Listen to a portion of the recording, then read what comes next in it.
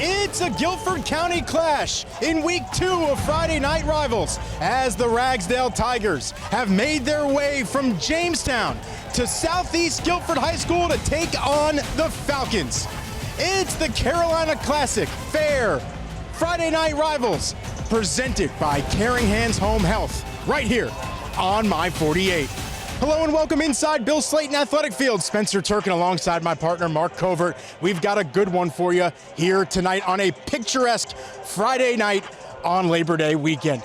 Let's start with the Southeast Guilford Falcons. They are led by left tackle Micah Martin. You want to talk about a prototypical D1 tackle, and you've got it right here. He's a hog. Really plain and simple, to put it that way. A recruiter's dream at the next level. Guy that's big, strong, powerful, fits the mold of what you want to see today as an offensive lineman, especially at that tackle spot. Paved the way for 2 100-yard rushers last week. Has a really good opportunity with the rest of his guys tonight to do it again. Well, the Ragsdale Tigers are going to try and do what Southeast Guilford did last week, and that's run the football. They've got a guy in Amir Barnes that can do it. The sophomore went for north of 100 yards last week. Can he do it again? Yeah, very special player. But I think they had to find a little more balance on offense. As much as this coaching staff wants to run the ball more, it's about getting consistency through the air as well. If they can find some rhythm there and get consistency and balance on offense, that's going to be a big key for them tonight. Let's go ahead and check in with the third member of our crew, Matthew Gibson.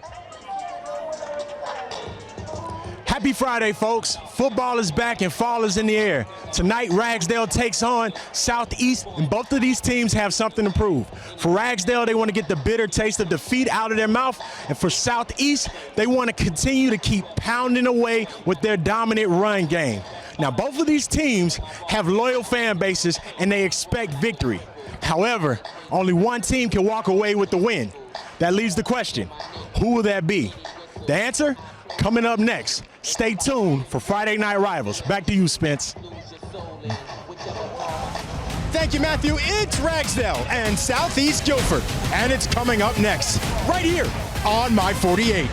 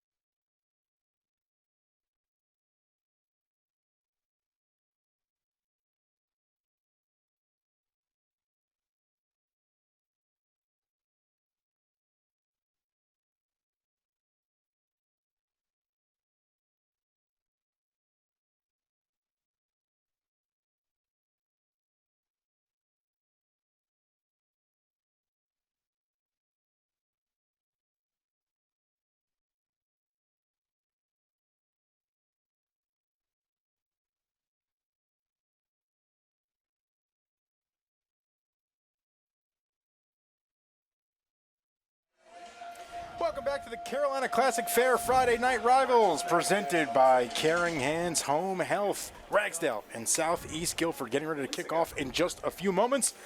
Partner, your keys to the game.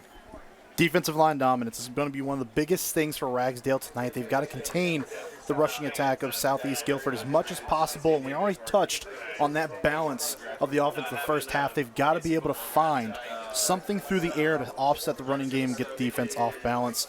Southeast Guilford, really kind of the opposite point, right? It's going to be running the football with the 1-2 punch of their two running backs in the backfield between Motley and Jackson, and then moving over to the defense, you've got to be able to force passing situations. Ragsdale does not want to be in those down and distances where they have to put the football in the air, put them there, get them uncomfortable, and got a good chance of coming away with a win. And here are your Mountain Fried Chicken starting lineups for the Southeast Guilford offense, led by Jayden Graves as the signal caller.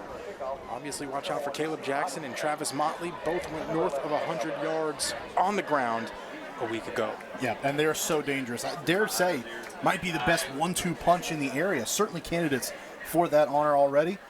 Got an excellent opportunity to make it 2 for 2 in doubling up on 100-yard games this year. And the Ragsdale defense, Maurice Dines working on the outside. 4 tackles a week ago. Mountain Fried Chicken, Winston-Salem's original fried chicken.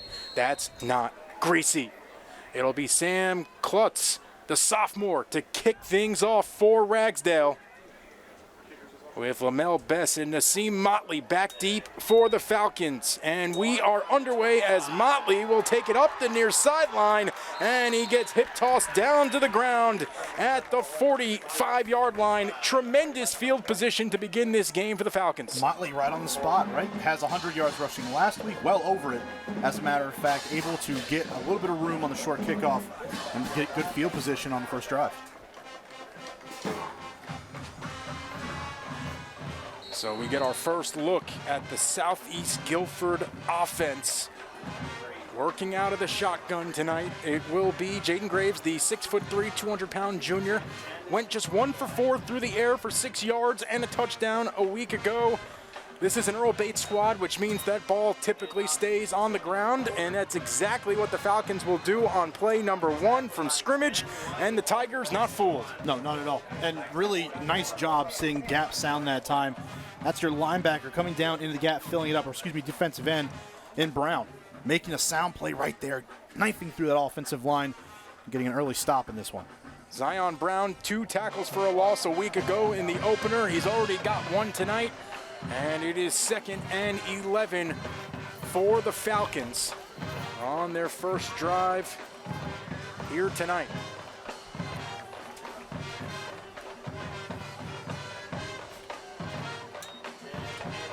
The handoff to Jackson, has some room across midfield, down the sideline he goes to the promised land. Caleb Jackson, touchdown Southeast.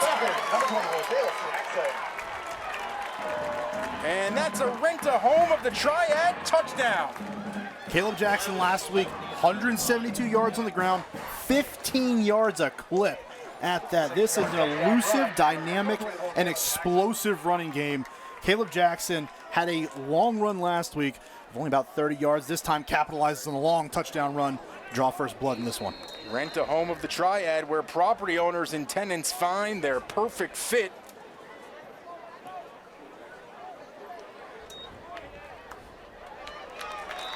As that extra point is good for Jackson Kinderman, and the Falcons find themselves flying out to a 7-0 lead on the home field.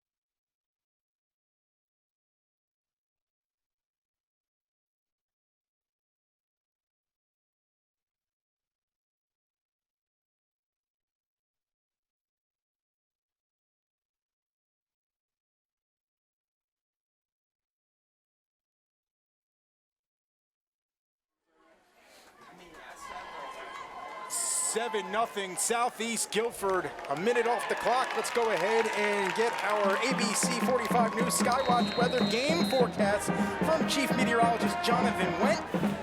At kickoff tonight, 78 degrees. By halftime, Mark, you and I will be a little happier, 72. Not too bad. Football weather's good. As the Tigers will try and bust out, cannot, shy of the 25. You know, we spoke to, as John Finley with the stop, we spoke to Antoine Stevenson earlier this week, and he told us we've got to get the ball past the 30 on kickoffs if we're going to have a consistent chance in this one. 0-for-1 tonight so far. Yeah, and that's going to be a huge part of the game is special teams. So many times we go into high school environments, and the special teams are the one area that really is more unpredictable than a lot of the other ones. We're seeing it tonight, not benefiting this Ragsdale team. Here are the Mountain Fried Chicken starting lineups for the Ragsdale offense. The son of the head coach, Sion Stevenson, is the signal caller for these Tigers, as it'll be Barnes who takes that first handoff and gets shoved out of bounds after gaining what appeared to be a couple. Amir Barnes, 16 carries, 131 yards a week ago in the opener. Had a touchdown in that one, 2 receptions for 14 yards as well. A year ago, only 8 carries for 69 yards. Always fun. You get into week 2 and you got 3 100-yard rushers on the field. Stevenson, the little slip screen. And the Tigers are starting to move the ball. Maurice Dines Jr., the backup quarterback, getting the call on the outside. And this is the trademark of an Antoine Stevenson offense. You want to run the ball, run the ball, run the ball, and you get the football out of your hands quickly in the passing game. See the screenplay there. Expect more of that here tonight with that pressure coming. They're going to be cognizant of it, and they're going to have those screenplays dialed up when they need to be. 3rd and 2 for the Tigers. Stevenson finds Diddy over the middle, takes a big hit, and has a first down. That's a Crescent Ford first down for Ragsdale. Ride to the game in style with a new F-150 from Crescent Ford of High Point. Read and react that time. Nice pickup off the ball by Stevenson. Gets it out of his hands quick. Diddy hanging over the middle. Nice easy completion that time to pick up the first. How about that target out of the slot? If I'm Stevenson, that's where I'm looking all night long. Barnes has his number called again, able to shuffle ahead for, we'll call it a yard, and it'll be 2nd and 9. Just continue, if you are Southeast Guilford, to challenge that passing game of Ragsdale. You know it's not very prolific in the first win, or your first win of the season. You only threw 4 passes yourself. So put this team in a similar position where they don't want to throw the football. You give them those short downs and distances. They're going to take those all night long. Well, how about this? Ragsdale controlling the pace of this game here early. The pitch to Barnes around the outside and is unable to escape the reach of the Falcons as Jordan Williams-Hatton able to give him a quick shove as we get a look at the Southeast Guilford defense presented by Mountain Fried Chicken, Winston-Salem's original fried chicken. It's not greasy. It sure isn't. You see Amir Lyles right there in the middle of your screen. A little undersized, but he sticks his nose into every play. It does not matter where it is on the field. He's going to make an impact. 10 tackles a week ago in the opener against Western. His Falcons squad found itself chasing after some of those Hornets, especially quarterback play. A little surprising last week for Western, able to hang 30 points on this defense. Right, exactly. But thank God the offense was able to explode in the second half, 38 points for the Falcons in their week 1 victory. So certainly a good sign there, but defensively, not the kind of week you want to hang your hat on if you are Southeast. Try to get back into that normalcy of shutting your opponent down this week. 3rd down for the Tigers yet again. This Tiger squad seems to be chipping away ever so slightly at yardage, finds itself in 3rd and short yet again. Stevenson to the boundary. That one is complete and good for another first down. It's Anthony Washington Jr. And that Crescent Ford first down for Ragsdale. Right to the game in style with a new F-150 from Crescent Ford of High Point. Spencer, you brought the down and distance. It's where they live. It's where they want to be at all times. 3rd and short, they're going to get the football out quick. That time it's a quick scan for Stevenson firing out on the edge. Needs completion. Listen, Mark, you know this better than most as Barnes gets the call through the middle and able to gain about 4. Antoine Stevenson, he's not just coaching quarterbacks because his son is the quarterback. This is a guy that put a quarterback into Division I, Shrine Bowl quarterback, and Stephon Brown back at Glenn. Yeah, and he has always done this. I mean, this is his wheelhouse. Get his guys to not just understand the offense, but anticipate and really get into a rhythm with it. Stevenson drops back, has time, now is thrown down and sacked.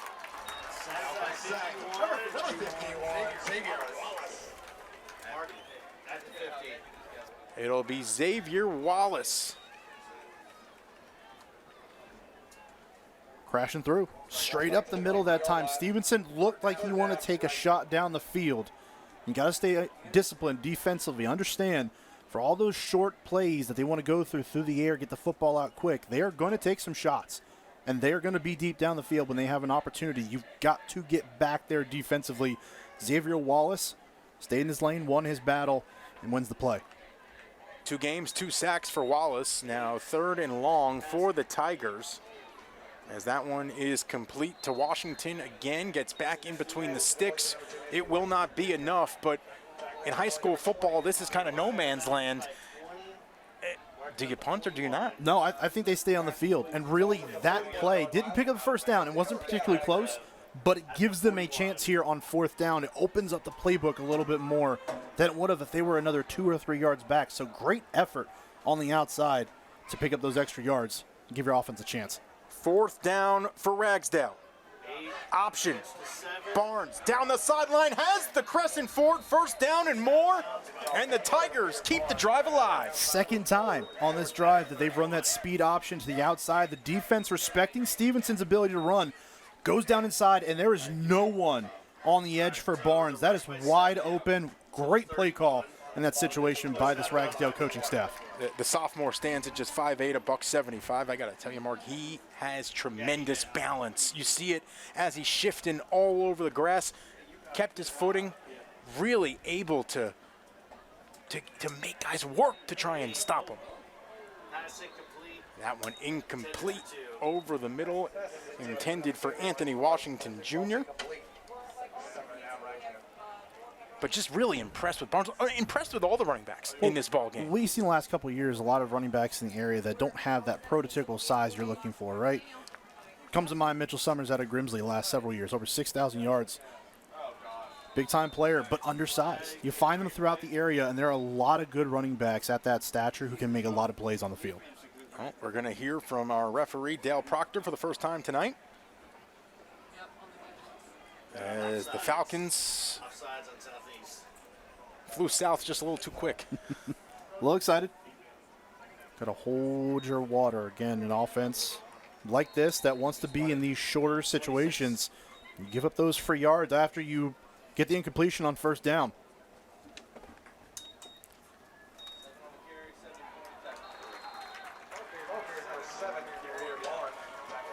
Barnes stopped there.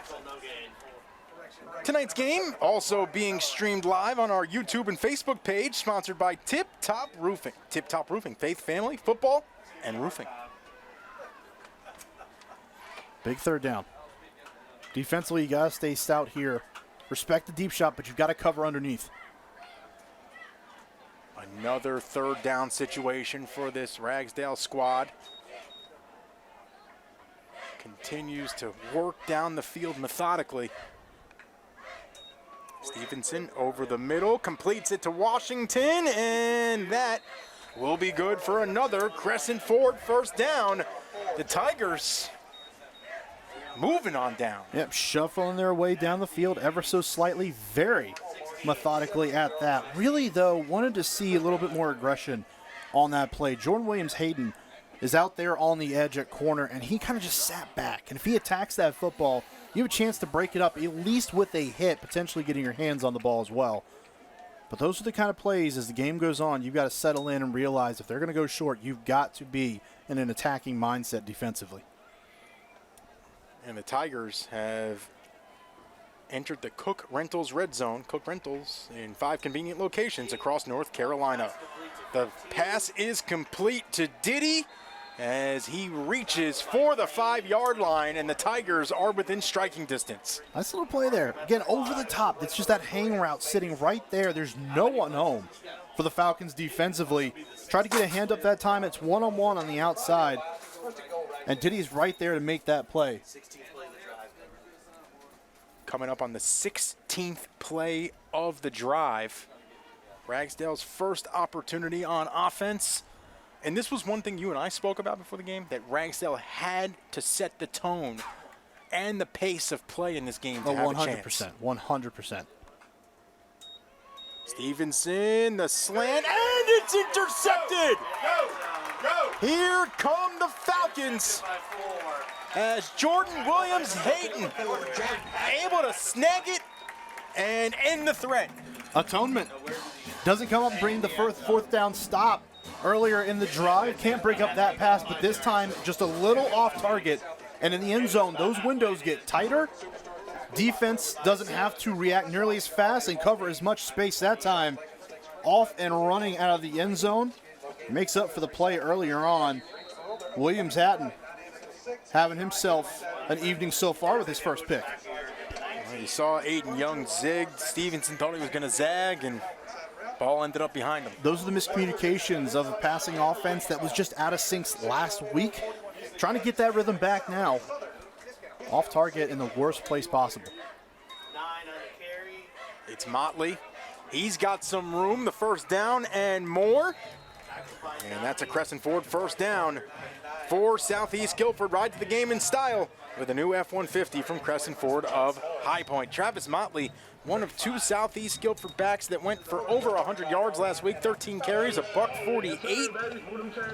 Good for 11.4 yards per carry. Also had 2 touchdowns in the effort. Yeah, it's such an interesting offense, Spencer, because it spreads out. It has the look of a spread offense, and realistically it is, but they just run, and they run, and they run, and they run. It's so unconventional based on what you see around the football world nowadays, but true to its form here, they are off and running so far in this one, having great success with it. Timeout taken by Southeast Guilford as Earl Bates didn't like something that he saw on the field. They'll regroup. We'll come back. Southeast leading at 7-0 on Friday Night Rivals.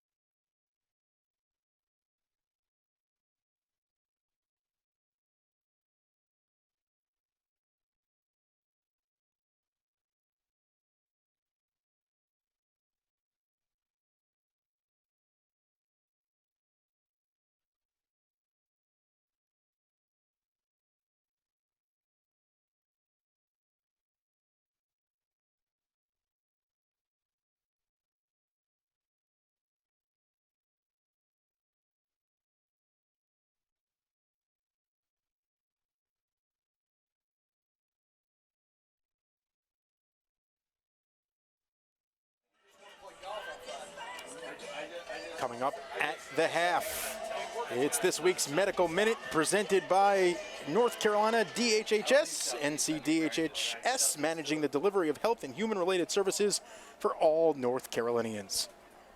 Jayden Graves back in the shotgun after the timeout taken on the field.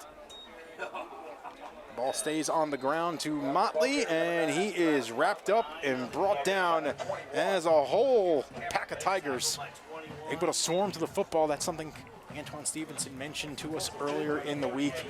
One guy can't make the tackles. These Falcons, they'll bust free. Talked about the trademarks of an Antoine Stevenson offense being the quick passing game and running the football relentlessly. Trademarks of his defensive style, swarming to the football, getting those gang tackles, getting ball carries to the ground quick and in a hurry. Brings up 2nd and long. Reverse. And here comes Motley. Nassim Motley to midfield where he's tripped up. He had that tremendous kick return to begin the ball game, and now getting a little end around action. So you have one Motley in the backfield who ran for clear over 100 yards last week. That's bad enough. Then you have another Motley on the outside who can hurt you with his wheels just as well. That's not what you want to see defensively. Who put up 0 statistics a week ago. Yep. Just shows you how deep this Earl Bates team is. A lot of weapons, not just in the backfield, but very clearly on the outside as well. They will hurt you and attack you in a multitude of ways. Motley the motion man, and some extra motion on the outside as Tyler Nichols jumped. Only one guy in motion at a time, Mark. You can't be any of the guys wearing the big numbers up front. If there's anybody that knows that, it's you and me. We can dream, Spencer. We can dream. Listen. Always did. When you and I got asked to pull and go kick out somebody, that was the best. Oh, That's yeah. about the only motion we had. Yeah, because, I mean, you're actually getting to take off and sprint for once, and you probably get someone there who doesn't even see you coming.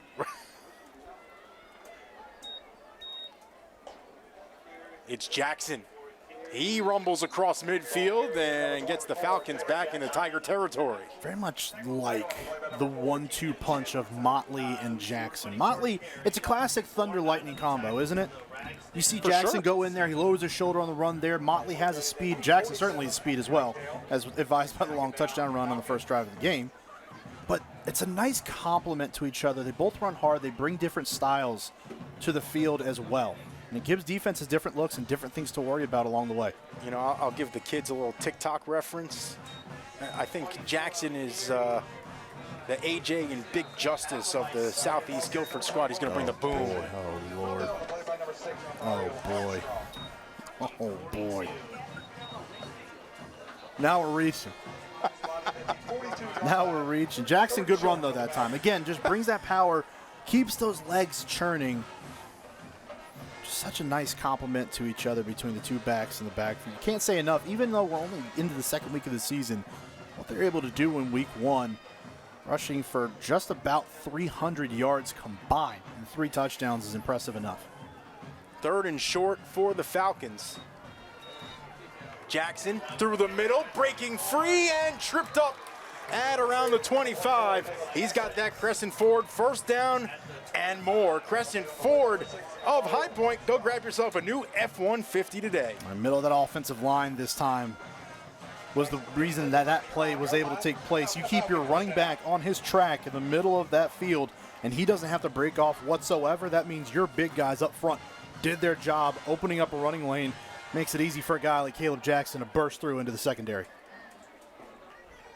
Less than a minute to go here in the first quarter. 1st and 10 for Southeast Guilford. Jackson again dragged down from behind by Kingston Chandler. Able to gain about 1.5 yards. And that should do it for quarter number 1. Southeast Guilford leading it 7-0. As we get a look at the Beatty Plumbing fan cam. Beatty Plumbing, a straight flush beats a full house. We'll take a timeout. Back for the Carolina Classic Fair Friday Night Rivals presented by Caring Hands Home Health. After this on My 48.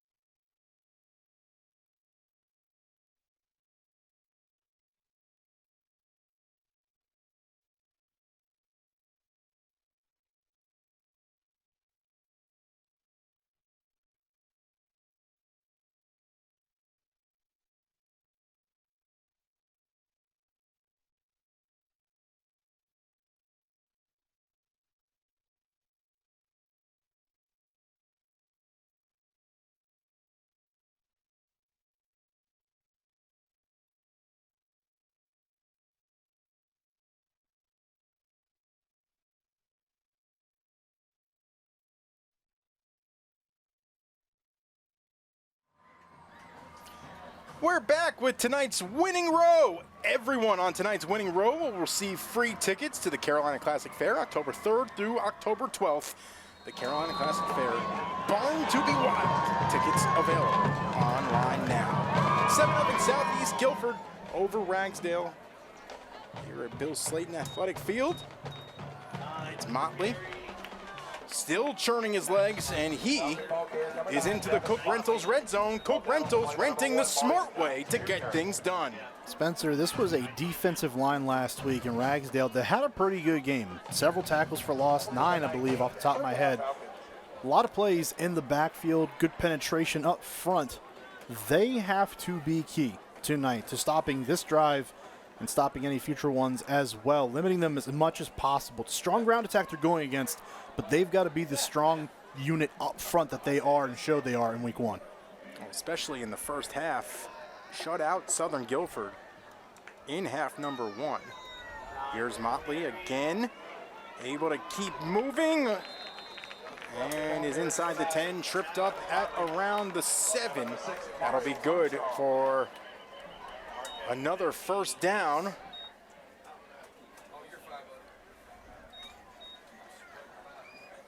Tip Top Roofing first down. Tip Top Roofing.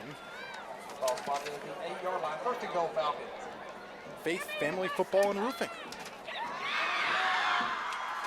Solid run to get down inside the 10. Drive continues. These running backs continue to churn out those long yards after contact. First and goal. Here's Jackson, and he is stuffed. Ball carries number 24, Caleb Jackson. Sam Klutz, the sophomore, able to lower his shoulder and keep Jackson out of the end zone for the second time tonight. Just maybe one too many times targeting the middle of that defense. This time, right play call there. Everyone does their assignment. There are plenty of dudes in the middle of that defense that can make that play alone, much less together. They stonewalled Jackson that time. Well, history lesson 2, presented by Mark. Jackson again, stopped again. Ball carries again, number 24, Caleb Jackson. Ball down to number 3, Rashad Jordan. That middle of the defensive line for Ragsdale coming up big right now. Jeremiah Rory, the senior, stuffing things up. Almost on cue, right? Said about how they had to put a stop to this drive. They need to be the unit that steps up defensively and makes an impact so your backers can flow freely. They don't have blockers on them, and your secondary could do much of the same if they need to come down and make a play, which they will need to do here tonight. They've got to be phenomenal up front to come away with a win tonight. Third and goal.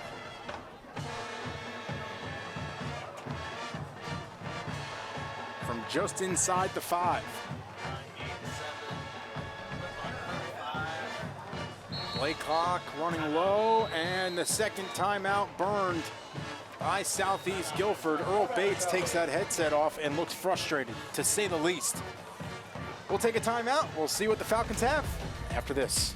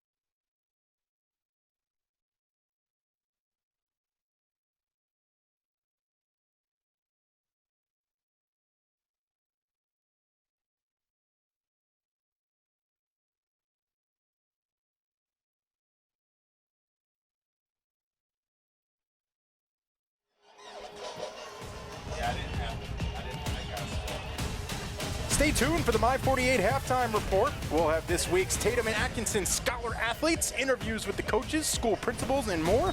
My 48 Sports, your home for local sports. 9:20 to go in the first half. Southeast Guilford facing third and goal from the 4. Quarterback keeper Graves barrels into the end zone. Touchdown, Falcons. That's a rent-a-home with a triad touchdown. Rent-a-home with a triad, where property owners and tenants find their perfect fit. Didn't see lots of Jayden Graves running the football last week. Really, we didn't need to. Again, almost 300 yards between your two running backs. Quarterback-wise, you don't have to do too much offensively, but that time Graves calls his own number, gets a caravan in front of him, and is able to cut inside. Good read running the football and getting into the end zone. At just 3 carries a week ago, as Kinderman splits the uprights and puts the Falcons ahead 14-0 with 9:14 to go here in quarter number 2. Everybody thought Jackson was the man. Turns out it's Graves. Really nice job. Just look at the concept here. You get your guys pulling up front. I already talked about that, teased it a little bit. Bryce Benton is able to pull outside. You see the drop in his pull there, allows him to get depth and circle and allows him to get his eyes up the field. A better job of framing it up so you know where exactly you need to go to. And a really nice job by Graves following Benton down the field, follows him along the way, makes the right cut back inside and scores. 12 plays, 81 yards in 7 minutes and 23 seconds to make the score 14-0. And I got to tell you, I'm impressed because we've now had a 17-play drive and a 12-play drive in a Friday night game. That is sheer dominance. In the first half. In the first half. It's the only 2 scoring drives we've had so far. But ho-hum, this is exactly what the Falcons do. They love to run the football out of a spread formation relentlessly down your throat. And there is, through the first 5.5 quarters of the season, nothing anyone has been able to do to stop them. It's Washington. He'll scamper around, finds a little room, comes all the way back to the 15. Can he break the tackle? No. Gets chased down from behind by Braylon Bates, the son of Earl Bates. Not a bad play. Dad's got to be proud of the sideline. That's great pursuit off the backside, relentless, chasing Washington down from behind. Tonight's game also being streamed live on our YouTube and Facebook page, sponsored by Tip Top Roofing. Tip Top Roofing, faith, family, football, and roofing. We've got 2 sons of head coaches in this ballgame. Braylon Bates, as you see on your screen. Zion Stevenson, the quarterback for Ragsdale, the guy he's trying to stop right now. And we spoke to both head coaches about what that's like coaching their sons. And they said when they're on that gridiron, they're a player. That's a player. When we're in the car, that's when mom's in charge.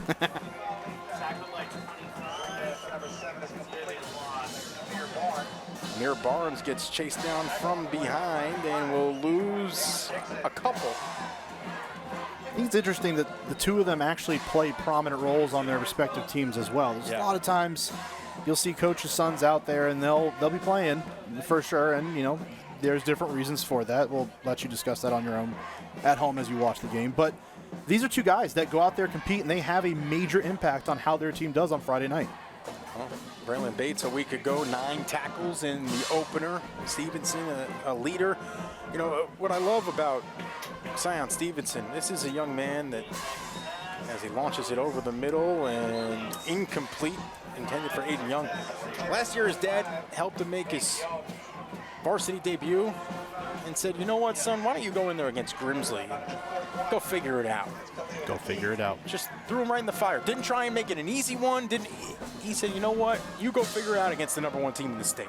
Baptism by blast fire. Could have said it better myself, Spencer. It's just a situation where experience. You get those reps in, and there's going to be a lot, especially early on, for the vast majority of players that are going to hurt, and they're going to be a learning experience. But that's what you get them in there for, so they can see, especially against a team like a Grimsley, what the peak is, where the bar is, where you need to be at the top of your game within this state. 3rd down. The handoff goes to Matthew Dice. He is stopped short of that 1st down marker. And it looks like the punt unit will trot out onto the field. And the way that offense stayed out there for a second, I really thought that they were going to go for it. That was seeing if your dad would flinch. That's Yep. what that was. Just hang out, see how he reacts to it. Obviously, Antoine has seen his fair share of games and knows exactly what to do in this situation. Get your special teams out there and let them flip field position. Formation by Ragsdale. Back to receive. Number 11. Best. It'll be Best back to receive for Southeast. And now a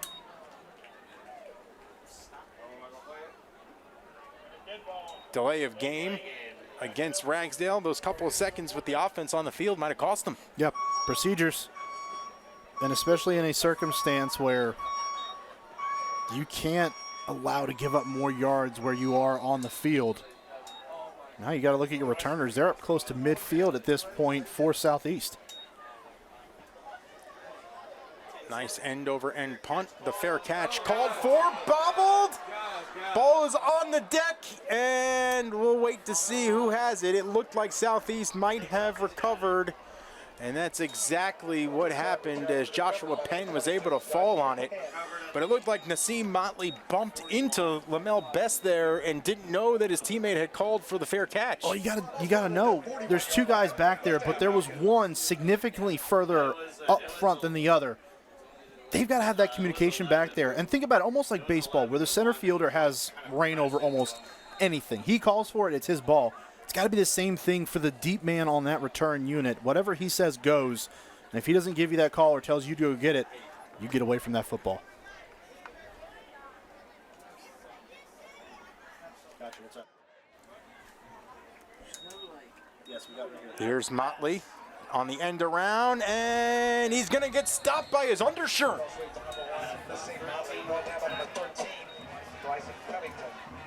Sometimes it's just about enjoying the ride, right? Hang on for dear life, and you'll get one of them down at some point. Nice play, though. Hit him down. Bryson Covington making the play there, but Motley again on the outside. Trying to get him those touches. Nothing to show up on the stat sheet. It literally last week.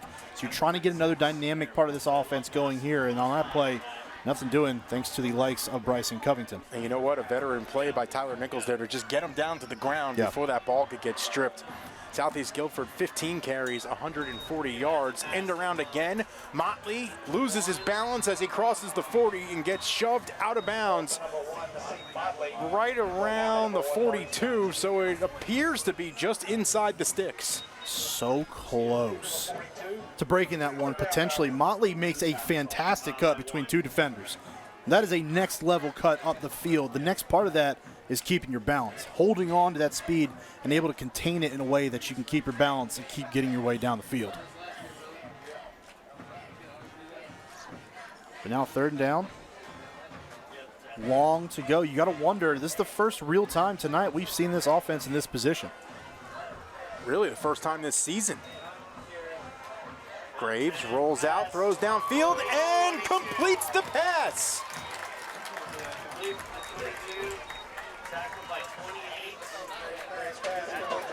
Joshua Penn able to haul it in. How about that little play action, rolls out and throws almost a little bit back towards the middle of the field. A little awkward throw, but Penn open enough in the middle of the field. Good recognition that time by Graves to get that football out down the field and find the open man. And that's a tip-top roofing first down. For a team that does not throw the ball a whole lot, Spencer, that was a well-executed and a good-looking play as well. Option, Graves the keeper. And that Tiger front able to close up all the lanes. Bryson Covington with the stop. You know, part of being a successful rushing team like Southeast is being able to throw that dime every once in a while to drop that 8th or 9th guy out of the box. I think for both of these teams, the question is, when do you throw it? That's the first question. The second one is, maybe it's less of a question, but when you do and you take those shots down the field, you've got to make them count because you don't have many of them over the course of a game. It's Motley again. He's off to the races and in for 6. Travis Motley gives Southeast Guilford a 20-0 lead here in the first half with that rent-a-home of the Triad touchdown. bends and just bends and bends and just goes to the backside. And once he gets loose, Motley's going to make the most of those opportunities. He's got the speed to win almost any foot race he gets into. There was no stopping him once he broke open into the clear, and the offensive line does a great job washing down to the right side, allows Motley to bend back to the left and outrace everybody to the end zone. The sophomore, Kinderman, punches it in for the extra point, but Travis Motley, the junior, beats them all and finds the promised land here in Southeast Guilford.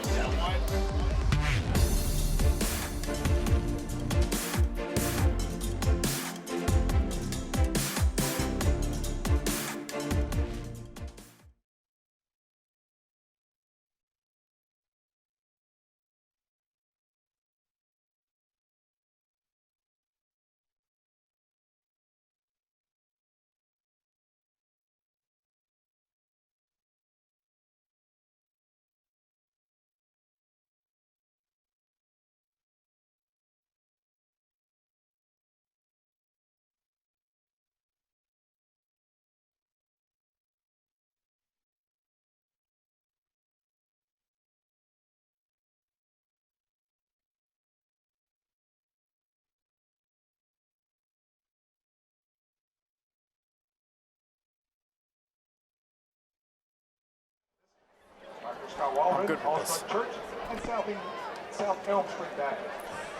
During the fourth quarter of tonight's game, we'll be highlighting the school bus stop of the game presented by NCHSAA.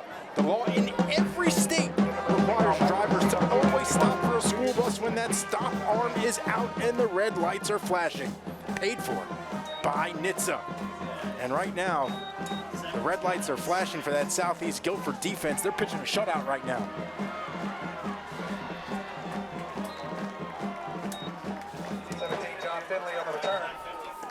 You see the Falcon in the stands enjoying himself.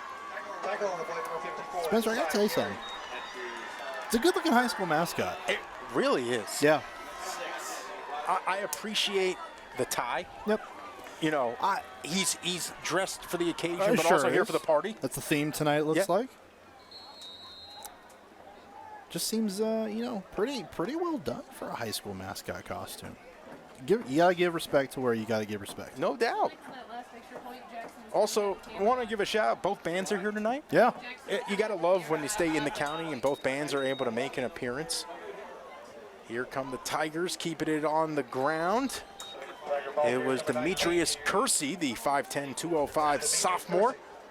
His first carry of the season. That's a guy, when you just take a look down on that sideline, you're like, man, he could do some damage. I sure can. And when we were talking to Antoine before the game, he noted sometimes this week, you got to mix it up. You come off the tough loss last week to open the season, and a lot of the times you've got to make a decision already at that point. How do you approach that next week? Do you continue to drive it into the guys that we need to get better? Or you back off a little bit, understand that they know that, and they're going to drive and strive to get better in that way. And Antoine exactly took that approach of switching it up, letting them know, like, hey, guys, we just got to get right. We got to execute better, but not constantly, like a better term, beating a dead horse with it. They know what happened last week. They wanted to come out here and have a better effort, and it sounded like they had a good week of practice. Just right now, those results are not showing up.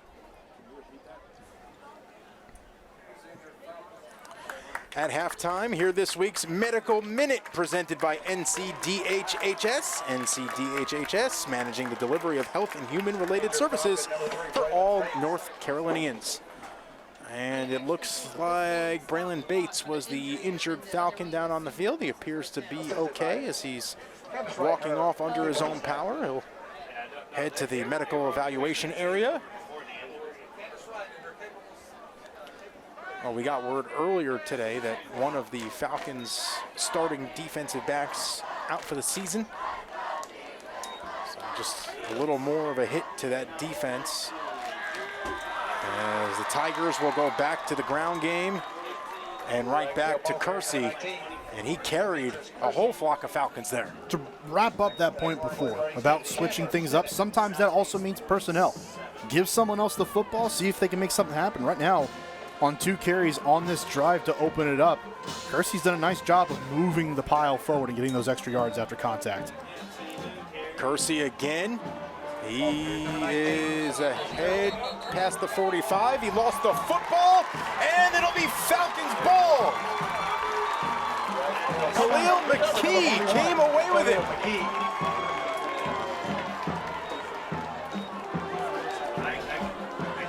Nice strip.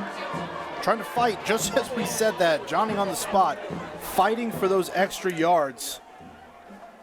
And that football gets poked out somewhere along the way in the crowd. You see him just fighting over and over. Oh boy, his knee's down. He was down. Oh. That's a tough one. That's a tough one, for sure. And he was coming off the field pleading his case on it. Joshua Williams-Hatton with the strip. And now it's Southeast Guilford back on offense.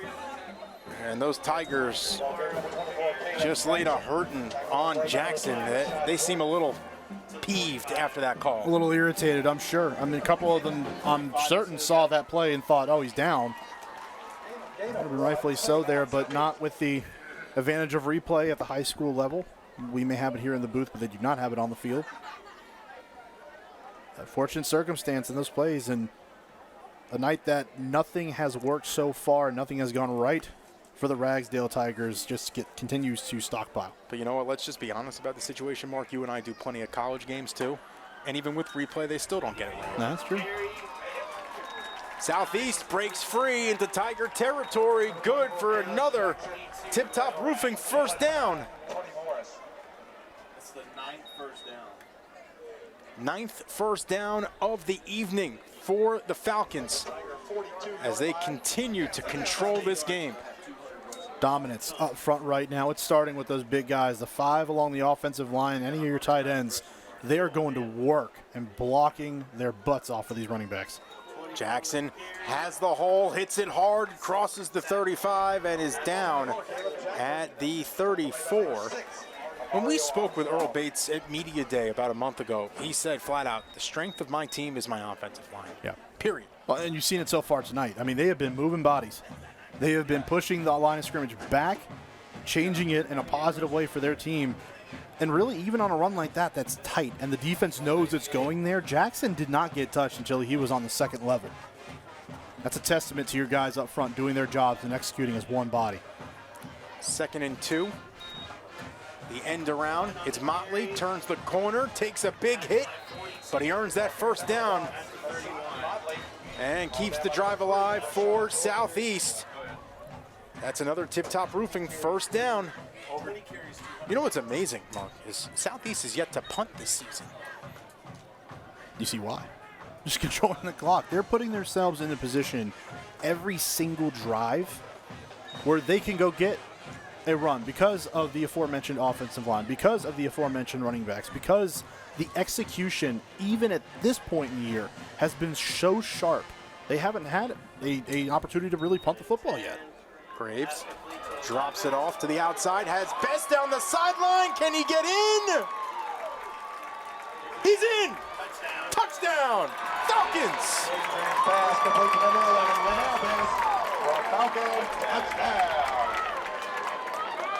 That's a rent-a-home of the Triad touchdown. Rent-a-home of the Triad, where property owners and tenants find their perfect fit.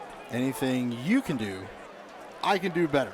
That's exactly what just happened there. Southeast Guilford saw the screens that Ragsdale had run to this point. They do one of their own, an annihilation block on the outside by Martin. And then down the field, it's Bess's speed down the sideline, racing a defender and beating him to the pylon. What a play, what a drive, and what a first half for these Falcons of Southeast Guilford. Well, we've got crowd push-ups in the student section. 27 of them so far, and it's just the first half. Knock it out early. Just get knocked out early.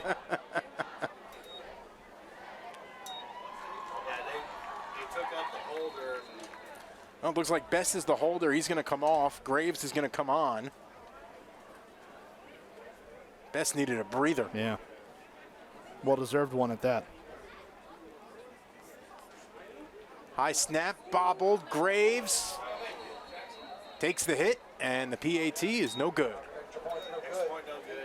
probably the first thing that has gone wrong all night for Southeast. And you definitely don't want your starting quarterback to be the guy that takes that hit. Certainly not. Not exactly where you want to be, having your guy out there taking a hit like that.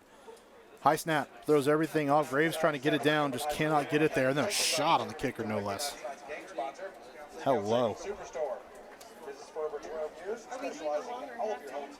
And how about this? Southeast so far, 20 carries for 201 yards. In last year's game against Ragsdale, 279 yards rushing, so on pace to top that. Yeah. And Jackson, 11 carries, 112 yards, so that's 2 games in a row over 100 yards rushing. Spencer, you can talk to me about any sort of game plan out there. You can tell me how good the team that ran the ball well was against how bad the team that they were playing was. Anytime your team collectively is going off for almost 11 yards a carry in a game, and there's 33 of those carries, that's insane. And that's what they did in week 1, and it's been a continuation of that point here in week 2.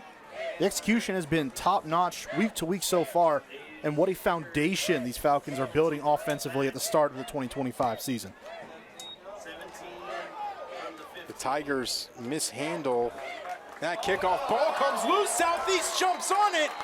And the Falcons are going to start this drive from the red zone as Khalil McKee, who came up with the first fumble recovery, has it yet again. 41 recovered it. Nightmare scenario. Just thinking, with 1 minute left, just over it. You had a couple timeouts if you're Ragsdale.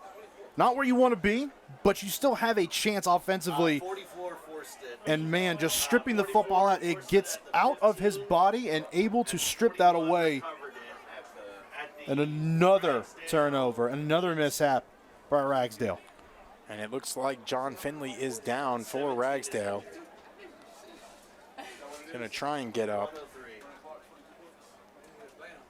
42.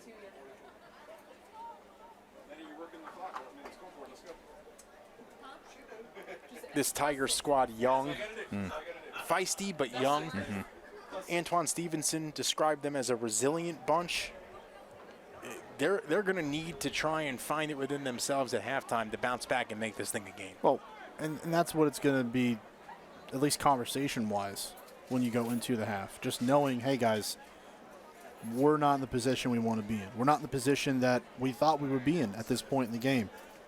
That doesn't matter. You control what you can control. Oldest coach's adage in the book, possibly. Control the controllables. That's what you have to do. You come out of halftime. Well, really, not even halftime. You still have 1 minute and 3 seconds left here in the first half. Your defense has been on the field a lot, but you're asking them, hey, let's stand up. You have an opportunity here to get off the field without allowing a touchdown. Let's take an opportunity here to grow, get better together, and eventually that youth is going to turn into experience. The more they play together and develop that chemistry and just become better individually, it'll change. But when you've got a young roster and it's still a relatively new coaching staff like Antoine Stevenson and his staff are to Ragsdale, there's going to be growing pains. There's going to be a little bumps and bruises along the way. For sure. And the tough part for this young Tiger team is things do not get easier after next week. You have Andrews, and then you've got a gauntlet. East Forsyth, Dudley, Page, Grimsley. Probably not the best. But we already touched on Dudley, right? It's one of those situations where you're going to play those teams in a 4-week stretch that no one is going to be jealous of by any stretch of the imagination. East Forsyth just as good as they always are. We saw Grimsley last week, and they beat arguably the number 2 team in the state in West Charlotte. And Dudley is always as deadly as they always are. Yep. So it is a gauntlet, like you said, Spencer. And it's one that's going to be tough, admittedly. If you be real about the situation, it's going to be a tough stretch to go through for anyone on Ragsdale's team, whether it's staff, player, anyone. But one of those ones where you hope to see a lot of growth by the time those 4 weeks are over if you're this coaching staff from your players across the board. Finley helped up by our white cap tonight, Dale Proctor, and he's going to be escorted off the field. I believe That's a tough sight to see, Tiger on flight number 17, John Finley. as he looks like he is struggling. Wish him the best here. You never want to see any of these young men get hurt. He can put no pressure on that right foot. No. A lot of sacrifice. Regardless of who the team is, you go through the end of the season, last October, November, or December, you go all the way through the off season, you practice, you prep, you train. Every single part of your body, your mind, your spirit. It's tough. We're back to the action in the Cook Rentals red zone, renting the smart way to get things done.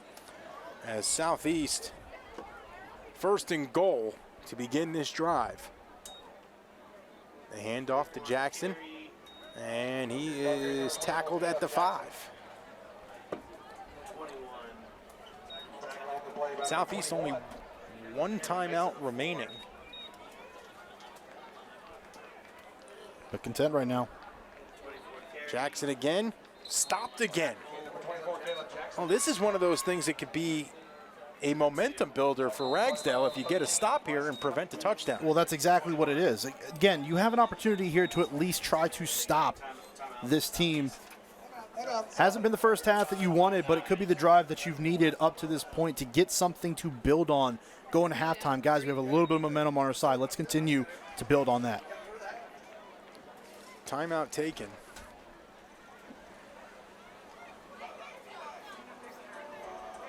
So Southeast on third down. Earl Bates says enough of this. You better find pay dirt. Yeah. Take that timeout, regroup. Help yourself out here. The first half waning down. But I think it is a very interesting conversation with Southeast Guilford because they've been so dominant here early on that you can't ignore the kind of production they've put up so far. When you have two backs that have almost 300 yards in week 1, and they come back out and they have had a near flawless first half. I mean, they have absolutely shredded this defense in every sense of the word, running the football from distance, in close quarters, and everything in between. They have been nearly unstoppable on the ground so far here tonight.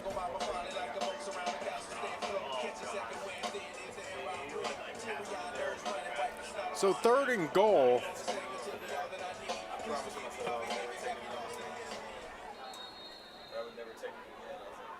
From the 3.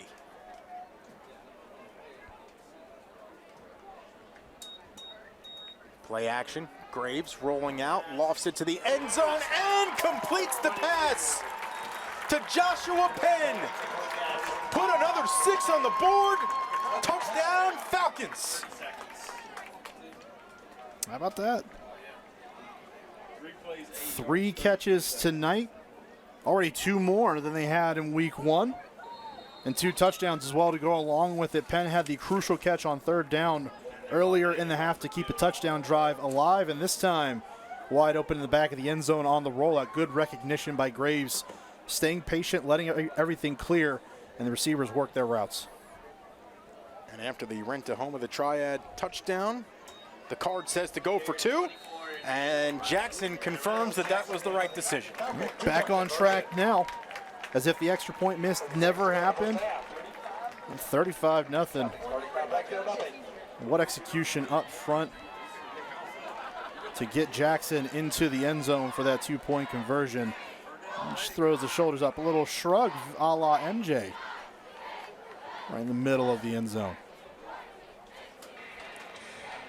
Rent a home of the Triad, where property owners and tenants find their perfect fit. And right now, that Southeast Guilford run game and this offensive line seem like the perfect fit. No, they've been spectacular tonight. And look, former offensive lineman, you got to love seeing bodies get displaced, pushed around, line of scrimmage change, whether it's offensively or defensively, but it's so tough up front when you have those 5 guys working together. They've got to move as one body. And if there's any sort of trip up, mental lapse in there, it can ruin an entire play just like that. They have been flawless here this evening. And here comes Ragsdale with a return. It'll be Amari Smith stepping in, and Jackson Kinderman on the stop. You know, last week, Earl Bates told us that his kicker, Jackson Kinderman, had 2 big tackles, 2 big stops.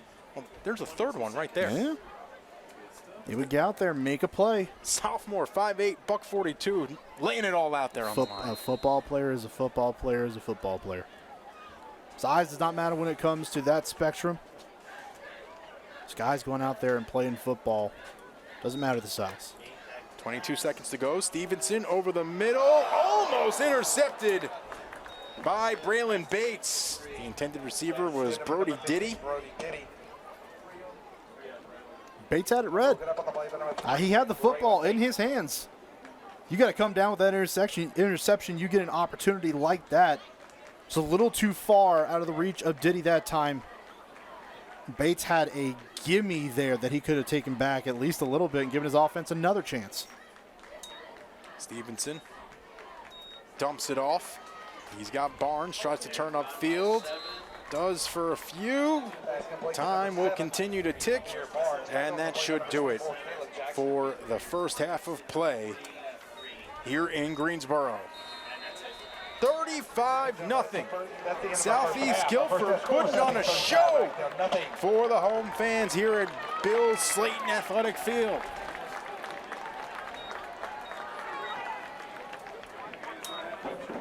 Mark, your thoughts on half number 1?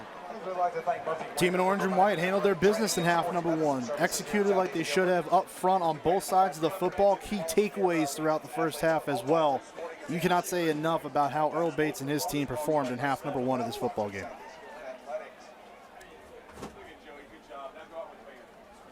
Oh, the Falcons in control. Let's go ahead and send it to the third member of our team, Matthew Gibson. He's standing by with the head coach of Southeast, Earl Bates. Coach Bates, your team scored 5 touchdowns in the first half, averaging 11 yards on the ground per carry, and they also forced 3 turnovers on defense. From the outside looking in, you played a perfect first half, but what do you think your team can do to improve going into to end this game? Well, again, we feel good about what we're doing up front on the offensive line. We gave up some plays to the run game, but our defense, being the didn't break philosophy, and then we got turnovers, so they're doing a tremendous job getting the ball back to us, and hey, we can keep doing the same thing. We feel good. Yes, sir. Well, good luck in the second half, Coach. All right, thank you. Back to you.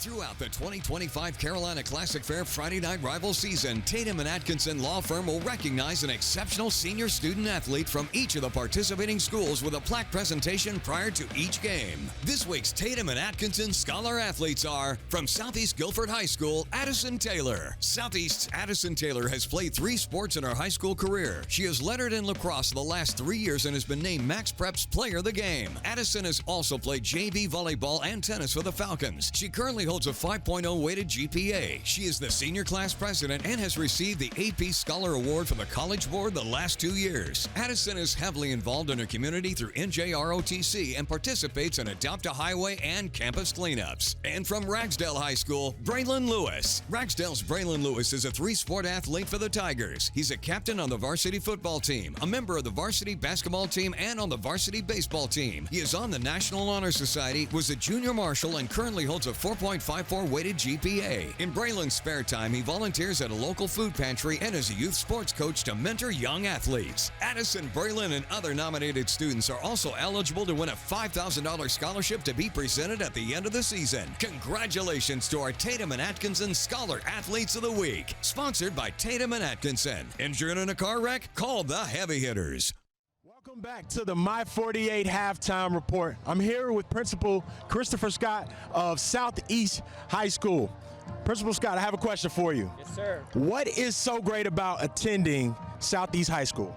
Well, at Southeast, we believe in doing great things, and the people who do those great things are our staff and our students. And one of the things that we do here at Southeast is we believe in everything that our students can do, right? So I'm going to turn it over to them to talk about what's great about our school. I would say the things that are great about Southeast is the positive attitudes, the education, the good teachers, and the excitement and the thrill. Love it. It's just a great environment to be in. I love coming here every day. I love all my friends, the students, everything. It's just, I like it. All right, I love it. So my next question is for everybody, if that's the case. All right, what do you love about the Friday Night Lights? I love the excitement from the student section, the great cheerleaders, you know, and the loudness and the boys. The student section is the best part of the Friday Night Lights. We're lit up there, ain't nobody better. Basically what he said, like the themes, everything, hype, yeah. I see you got the themes. It sounds like you're losing your voice, so it sounds like it's a great time. Southeast is doing a great job. Principal Scott, thank you for your time, and thank you for being here with us. Stay tuned for more of your My 48 Halftime Report coming up next. Go Falcons! Go Falcons!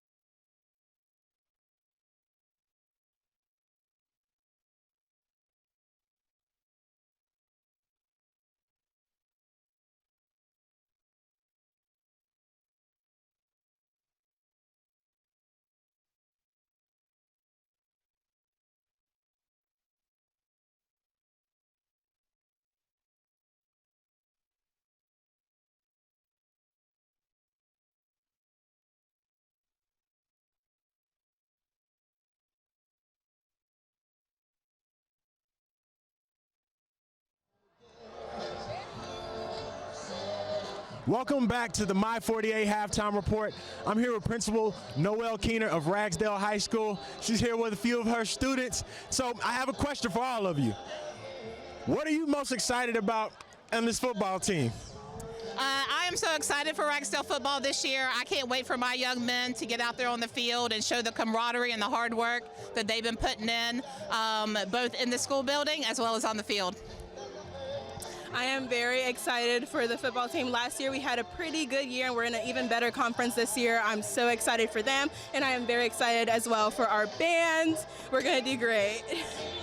I'm excited for our halftime show. I think it's going to be really good. I'm excited to see how we sound, how we look, and I'm excited to see the students' reaction as well as the staff and the parents and everybody else.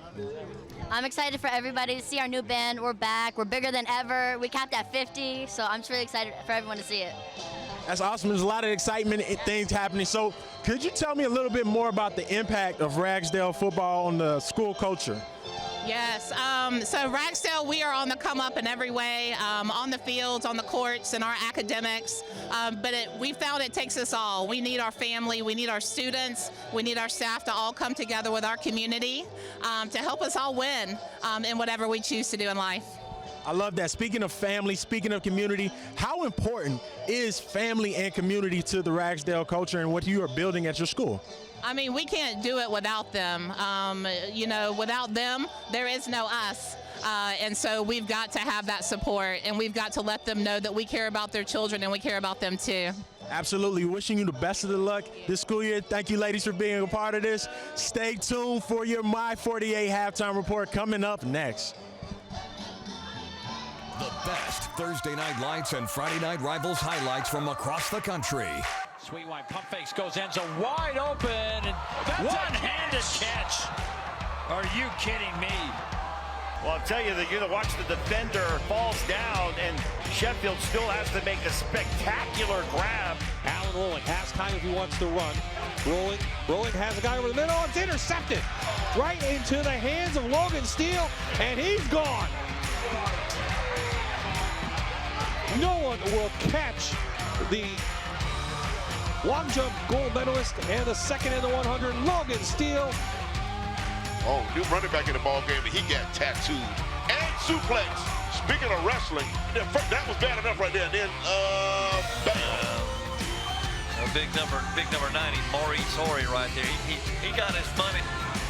Wolf fires downfield. He has a man, but lobs it up. It's a 50-50 ball, and it's picked off by Manheim Township. Coming up and making the interception is Dixon. It was a 50-50 ball, and Dixon comes up and has the INT. Dixon, the 5'11". Does it get off? Ready, go. Off the line of scrimmage. Look at the speed, the quickness. Good recovery there. Gets it back over to the sideline. Execution for champ.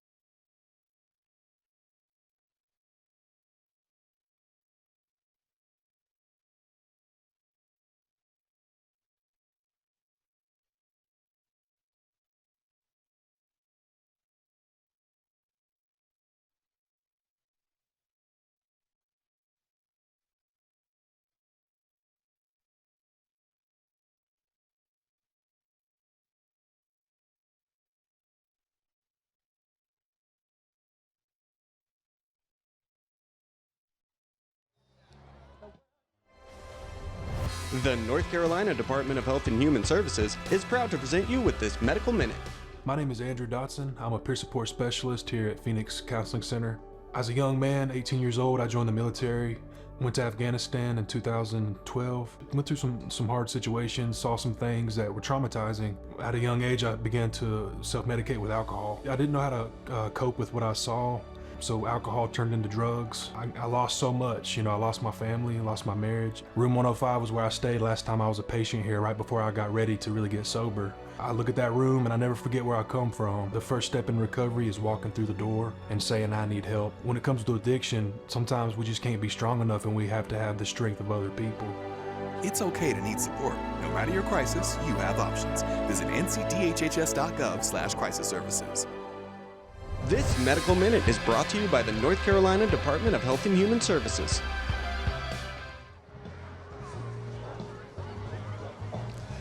Welcome back to the My 48 Halftime Report. I'm here with Lillian Craven, the Marketing and Brand Manager for the Carolina Classic Fair. Lillian, talk about some of the new things that are happening this year at the fair. Our biggest thing is that we're going to have our ice rink open. It's going to be a QRC ice arena. We're really excited. We're going to have lots of fan favorites like monster trucks, hot dog eating competition. We're going to have a live Lego building competition, so it's going to be a great 10 days. It sounds like a great time. Where can people buy tickets? You can buy tickets at carolinaclassicfair.com, as well as via all of our entertainment and everything else we've got going on at the fair. Awesome. Thank you for your time. Back to you, Spencer. I think Illinois is up 21-0. Welcome back to Southeast Guilford, the Patriot Pretzel halftime contest. As we get set for half number 2, we're back after this. It's the Carolina Classic Fair Friday Night Rivals presented by Caring Hands Home Health.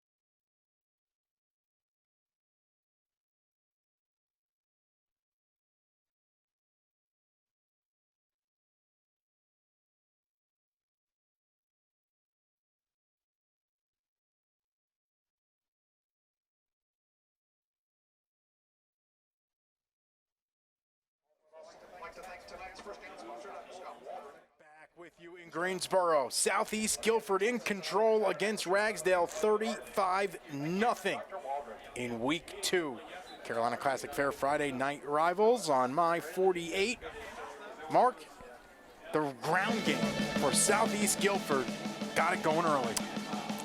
Everywhere, all the time, all at once, all half long. You were watching an assault on the ground by the Falcons offensively and through the air defensively. Stout stopping a potential touchdown drive for Ragsdale in the end zone with the interception by Hatter there. And keeper out to the side. One of the many touchdowns on the ground in the first half, but a couple through the air as well. But not before another touchdown for Motley getting into the end zone. Just an impressive display in the first half by the Falcons of Southeast Guilford.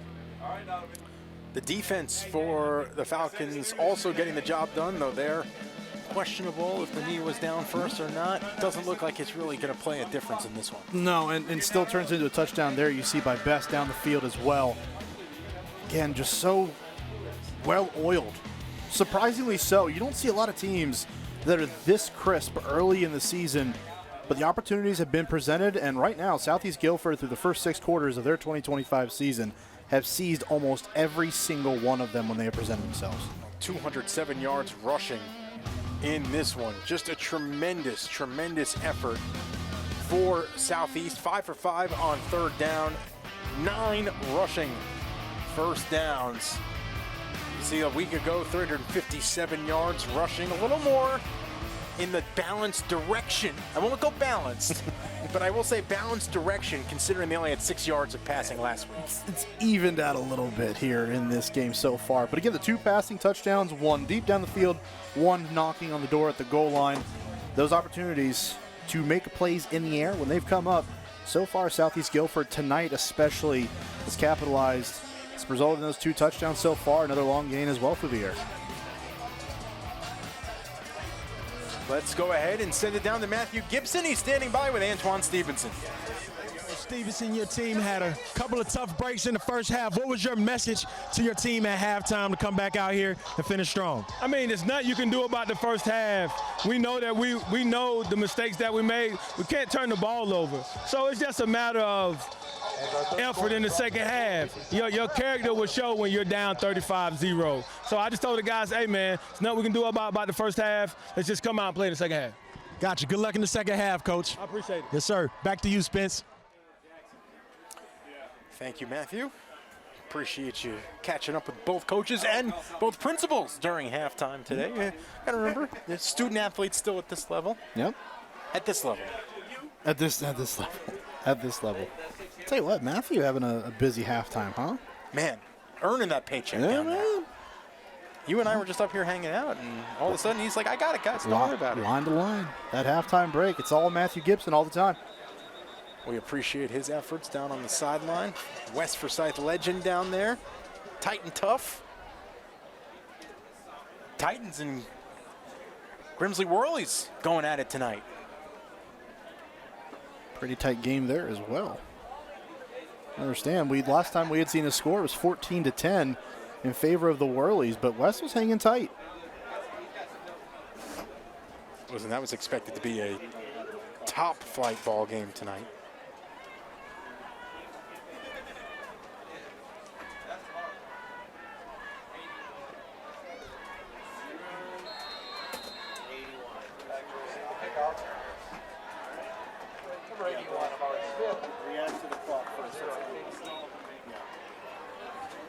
And we are underway here in half number 2 as the Tigers will begin the first drive of the second half from inside the 30.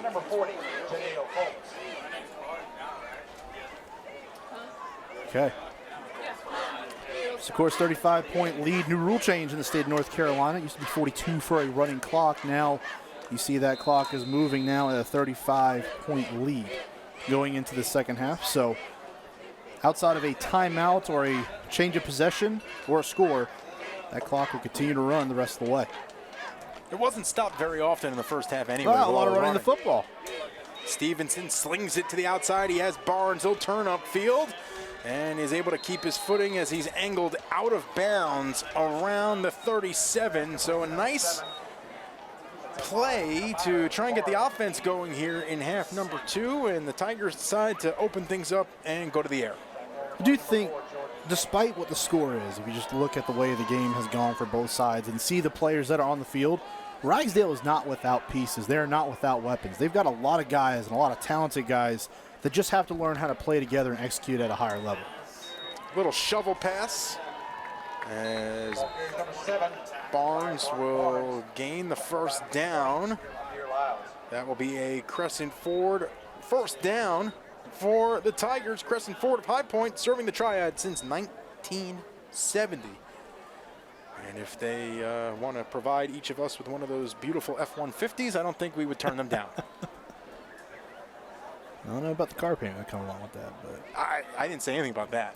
if they want to keep that, they can. I'm not going to tell them no. How about this? We can do insurance. We'll do the insurance on it. Let's be fair. I appreciate your optimistic output on it. Dice gets the call, and he is ahead to the 45.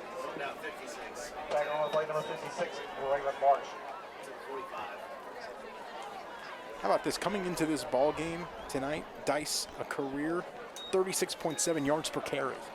Not too bad, is it? I mean, small sample size. Sure, but that means he has the ability to take it the distance or go for those long gains. Last week had only 2 carries, 81 yards. So certainly helps that average yards per carry. But it's a guy that has the ability to take it the distance, no different than Barnes, his backfield mate as well. And Stevenson, you give him enough room as well, he can make it hurt as well. So it's finding that chemistry amongst your guys, not just at your skill positions, but also along the offensive line, building that chemistry together and growing together. So when you do get older, you got that experience, you're able to do more. When you have the football in your possession, execute at a higher level. Well, how about this? A personal foul will send this football into Falcon territory. Stevenson drops back, has time, launches it down the field, and just a little too long as Anthony Washington Jr. was the intended receiver in the end zone. Love the idea. One-on-one coverage, go give your guy a chance to make a play on that football. Washington was there, but the coverage, step for step, had him walk down to the sideline, no room for Stevenson to squeeze that ball in there, just has to throw it into the end zone and see if Washington could run under it just a little too far for his intended receiver to go get that one.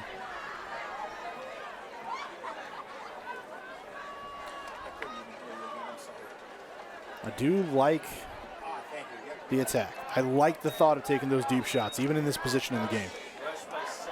Barnes bounces outside. He gets wrapped up, and that will trickle out of bounds. No harm there on that one. Coming up, we have our Carolina Classic Fair Player of the Game in the fourth quarter. Stay tuned to find out who tonight's Carolina Classic Fair Player of the Game is. The Carolina Classic Fair, 10 days of awesome. You're going to get yourself a fatback sandwich this year? You're going to go for one of those? See, I'll tell you what, maybe. I'm more of the Krispy Kreme cheeseburger guy. You know, I still haven't had that in my life. You know what awesome. You know what I did, though? We did go last year. And I had been introduced to the dill pickle pizza 2 years ago. Okay. Let me tell you, when it's fair fresh, good Lord Almighty. A couple of years ago, I did the deep fried cheesecake. That was solid. Yeah. On the stick. It's incredible how many things they can deep fry now and it doesn't become misshapen. I still, and believe me, I haven't tried to do the research in on it, so don't think any less of me for this. I can't wrap my head around deep fried ice cream. Oh, or anything that's deep fried chocolate. It doesn't make any sense to me. I see the deep fried butter, and I'm like, how? It's butter. I mean, how is it not melting? How is it not just melting within grease? I know it's a flash, but like. And the hard count trips up the team that was running it.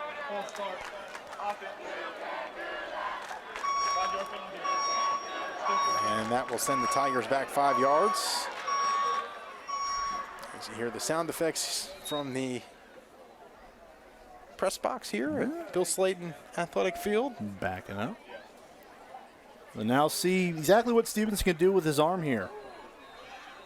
And now Southeast jumped, so it looks like we're going to take those 5 yards and march them right back. So coming up in the fourth quarter, we'll highlight tonight's Caring Hands play of the game, Caring Hands Home Health. Put your loved ones in our Caring Hands.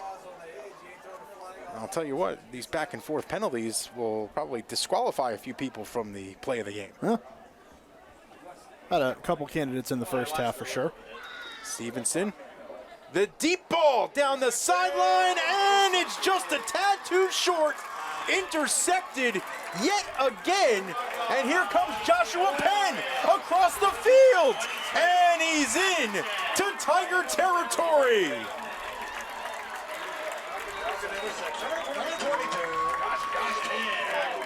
Joshua Penn having himself an evening.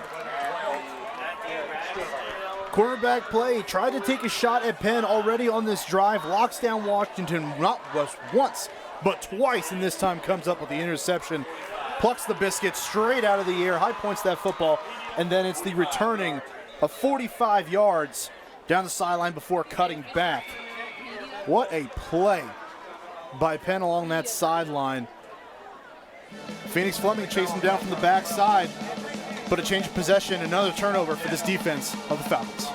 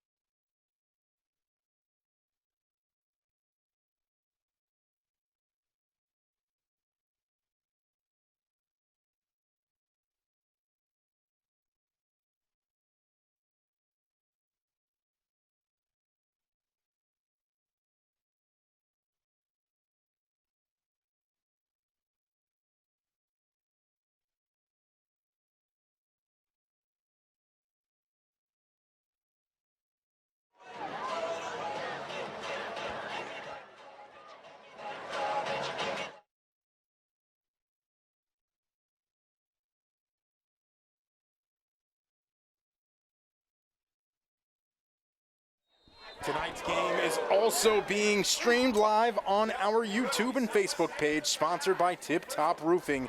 Tip Top Roofing, faith, family, football, and roofing. Here comes Jackson. Down the seam and deeper into Tiger territory at the 34. This rushing attack of Southeast continues to exert its dominance. At what point, Mark, if you're Earl Bates, do you start digging a little deeper into your roster, getting your guys out, and letting them get ready for next week? I would say after this drive, you put a scoring drive together here with your starters. Maybe you get some of those backups in. A little bit of burn, a little bit of experience, but see if your offense can put one more scoring drive together right here. Jackson cannot be brought down on the first touch. He's at the 28 now. I know we spoke a lot about Micah Martin earlier tonight, but how about Tyler Nichols, the opposite tackle, the right tackle? He has been blocking up a storm. Well, it's been all five guys, really. I mean, we could go Nichols, Jason Scott, Brian Breland. Like, we could start anywhere. We already talked about Bryce Benton. He had a nice pull that led to a touchdown in the first half as well. So it's not just Micah Martin. He may be the featured piece at that tackled spot, but this is an offensive line that's established, and they play very well together. Jackson again breaks free and into the red zone. Cook Rentals red zone, renting the smart way to get things done. And stay tuned in the fourth quarter. We'll have our Norris Automotive drive of the game. Norris Automotive for complete foreign and domestic automotive repair, serving Mebane and Burlington. I think it's so unique when you look at an offense like what Southeast Guilford has. We talked about how it has basically the look of a spread, right? You got your receivers out wide, too tight most of the time.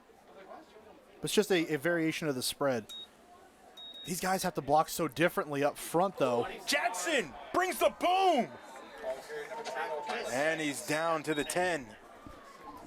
But players like that certainly help out with the way they do run, because you have two exceptional running backs toting the rock back there.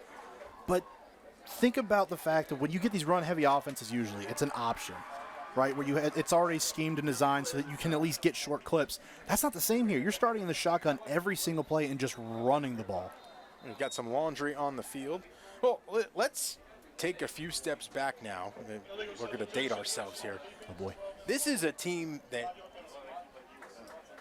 10 years ago was running some wing T. Yeah. Right? So, Yep. this is a big shift in offensive philosophy here at Southeast Guilford. Still a little bit of that DNA, though, right? Like, even if you shift away from that mentality and what you've done before, you still kind of grew up on it. So you kind of carry a little bit of that on your shoulder with you, even at the high school level from 10 years ago, because you remember what those teams were doing when they were in high school. Graves throws on the run, completes the pass, and the Falcons are in again. It's Davion Webb for his first score of the night.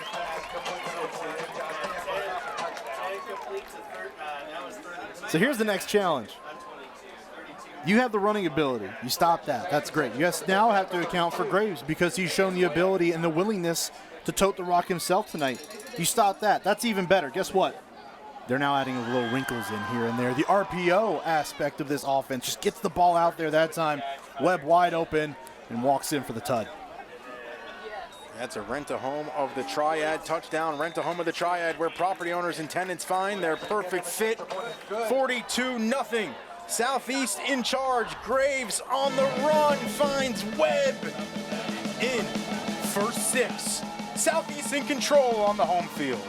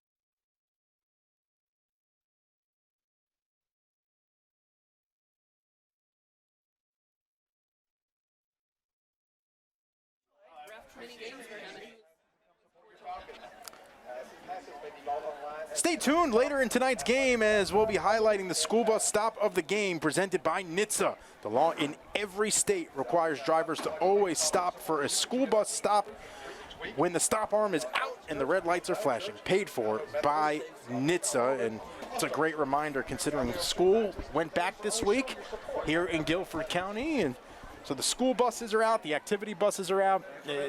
Just be aware. When that arm is out, that means that a child is walking somewhere near that bus, and just keep your head on a swivel. No good reason to not stop. Right, it's going to take you 2 extra minutes to get wherever you need to go. Yep. It's worth it. That applies to a lot of other places as well. Yeah. Highway traffic 1.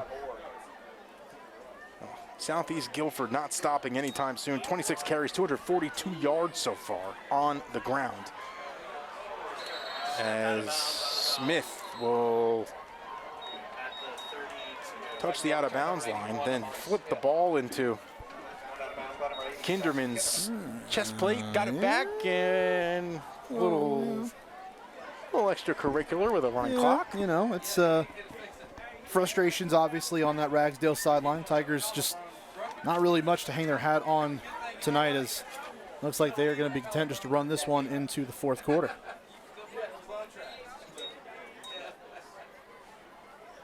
Oh, the offense trotting out. Don't think they'll get a snap off in time, as my partner just alluded to. They were just going for their 10,000 steps. As we head to the fourth quarter. Southeast Guilford in control. Week 2, Carolina Classic Fair Friday Night Rivals presented by Caring Hands Home Health. Right here on My 48 Sports.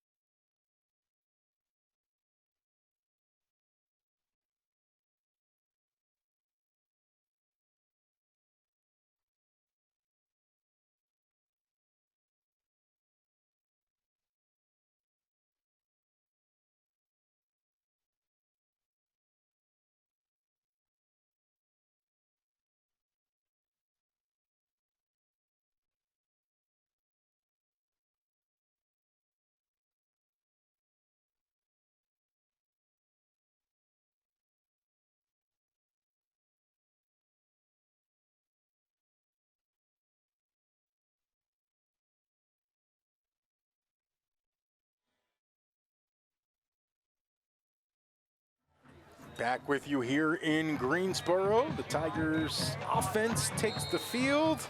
Number 7. Carolina Classic Fair Player of the Game. We will go ahead and reveal that in just a little bit. 10 Days of Awesome, as well as the Caring Hands Home Health Play of the Game. I got to tell you, it's going to be a little difficult picking up Player of the Game tonight. Stevenson launches this one down the middle and put a little too much mustard on it.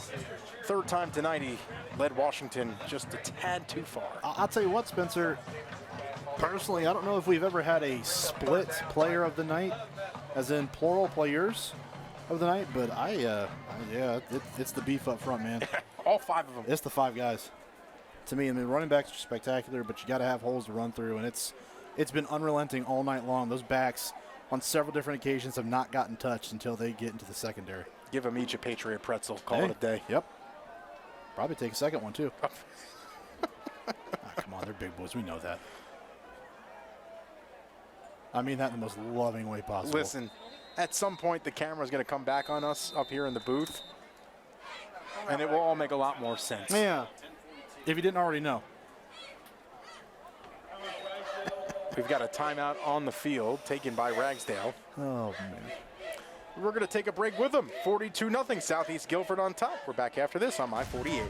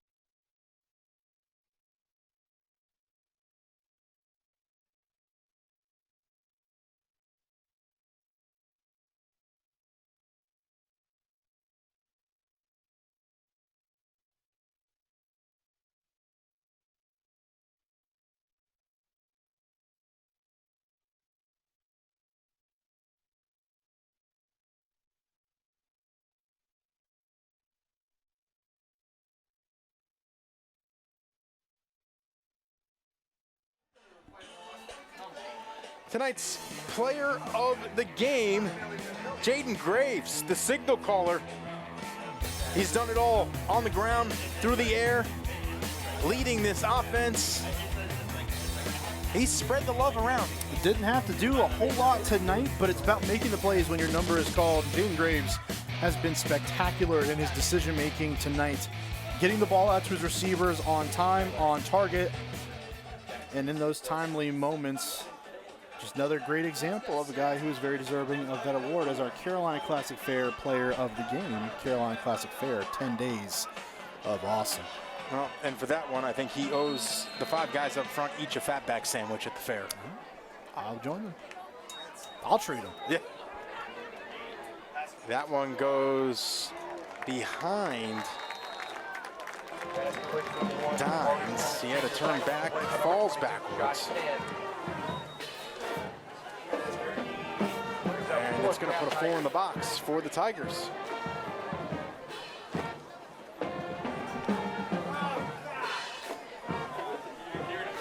Oh, how about this, folks? Scoreboard update from around the region. West Forsyth 17, Grimsley 14. The end of 3 quarters of action. Grimsley has what, won 57 straight regular season games? It's a lot. It's a lot. And had a heck of a game, a whale of a battle against West Charlotte Bank of America Stadium here on Friday Night Rivals last week. Boy, that would be an absolute message by the Titans at West Forsyth that they're able to pull that one off. Listen, I know people like to say, oh, got to come through Charlotte, got to come through Raleigh, got to come through this. Right now, you got to come through the triad to play football in the state of North Carolina. Absolutely. Period. It's been proven time and again.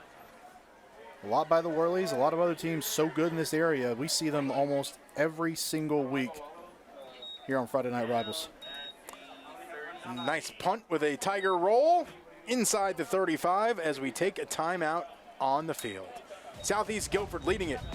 We're back after this.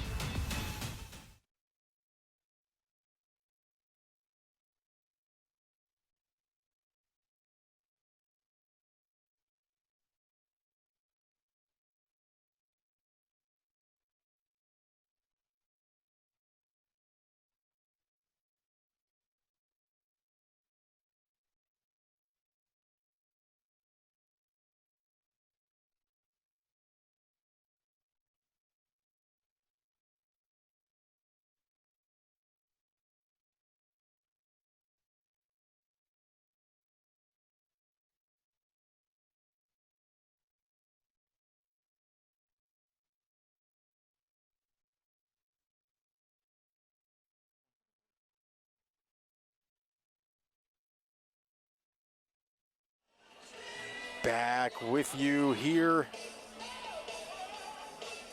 in Southeast Guilford.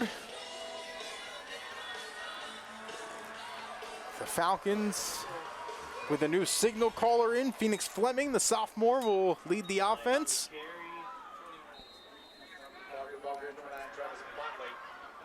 Motley on the carry. Let me know when you guys are ready to wrap up the play of the game. 33. Interesting, even Motley still being out there at this point. Kind of night that he's had. There's some depth in that running back room.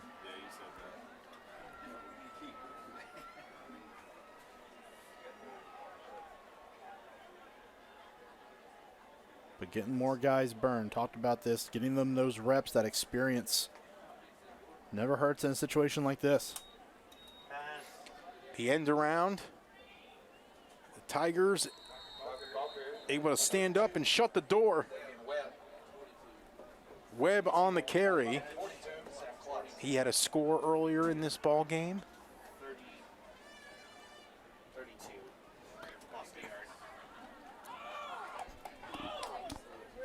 What do you think about the orange numbers on the back of the helmet for Southeast? You like the design?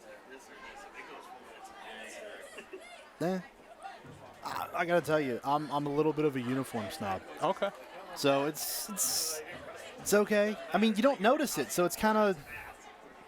I don't want to say what's the point because it sounds harsh, but it's the principle. Errant snap rolls under the 15, is corralled by the Falcons as the clock will continue to roll, and this will bring up a very, very, very long fourth down as Joshua Penn now going to have to punt this one away and be awfully careful standing in that end zone. Mm-hmm. Keep your whereabouts. Make sure you still get a good kick, but be aware of where possible pressure might be coming from backed up like this against that Ragsdale special team unit. Amari Smith back deep to receive for the Tigers. 10 on the play clock. Now we have a whistle and a timeout.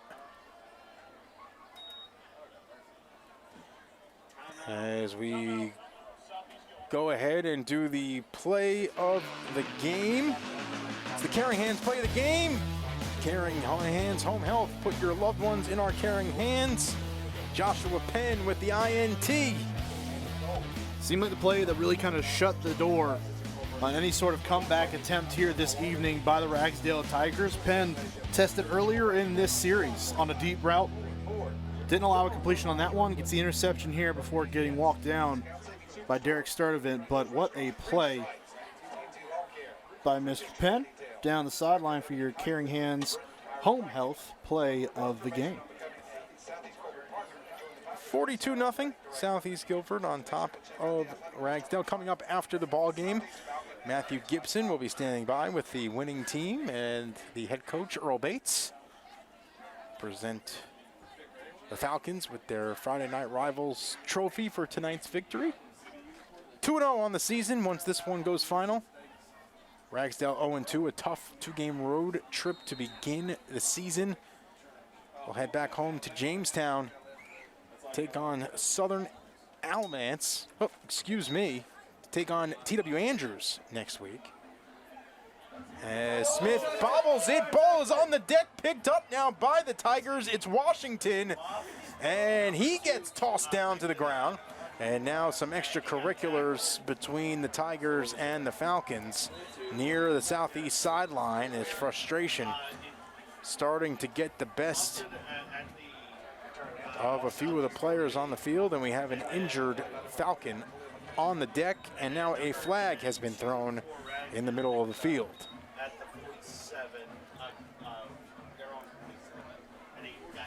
So the officials will huddle and figure out who will be assessed what. Dale Proctor, our white hat today, has not been a busy man. Muffed it, and then 2 picked it up at the, let's see. Yeah, it looks like right now they're at the 47. And it looks like the injured Falcon was Khalil McKee, who's had 2 fumble recoveries tonight. Number 2 picked it up, yeah. 41 tackles. He appears to be okay. And then, that's actually at the Ragsdale 46 right now, but there was a flag after. Coming up here in just a little bit will be the Norris Automotive Drive of the game. Norris Automotive, family owned and operated, serving Mebane and Burlington since 1963. So, offsetting personal fouls, couple of shoves, keep it moving. 6:30 left in this one. And this is where, as an official, you want to make sure that you keep things under control, get both teams back without anybody getting thrown out for next week. No injuries, just keep it moving. This is your point where you become an enforcer in the positive sense. A lot of the times, you know, officials are spotlighted when they do something they don't like, a lot like the offensive line. Yeah. But it is one of those instances now where you need to make sure that you control things. And this is an area where you do have the ability to do that. Make sure everyone stays clean, as well as the coaching staffs as well doing their job along the sidelines to quell any angers that might be stoking some flames. So the Tigers will start this drive from the 46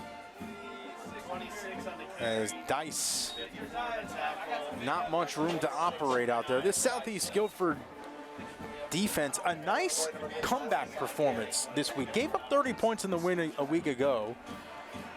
Able tonight so far to pitch a shutout. I feel it was a great answer. Absolutely fantastic answer to the effort they had. Really good second half last week, but how do you continue to build on momentum? Takeaways tonight's been turnovers. It's been effective defense, stopping the run, locking down the pass. It was really one efficient drive for Ragsdale in the first half of this game. They were able to march the ball down on this defense that ultimately still ended in an interception in the end zone. So that's certainly something to hang your hat on if you are this Southeast Guilford defense moving forward into your season. Oh, it looks like there is a timeout for an injured Tiger on the field, and I believe that Amari Smith might have just been assessed a foul. I'm going to await some clarification on that. Smith just tossed.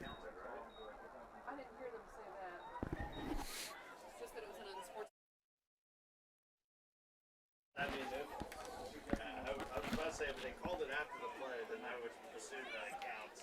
So Amari Smith issued an unsportsmanlike penalty, and we have an injured Tiger on the field. Chambers got third down. No, is that his second unsportsmanlike? No, I think that's his first.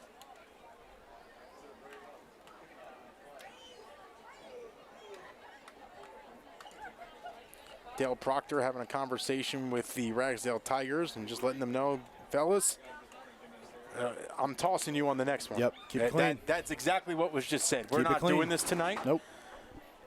Look, there are 5 minutes and 31 seconds Correct. separating everybody from the end of this game. Yes, and you need move to on. go back to Jamestown. Yep, and you just and you move on. Reset next week. Yep, that is exactly the conversation he just had. Yep. So they are having that conversation again, controlling the situation as best as possible.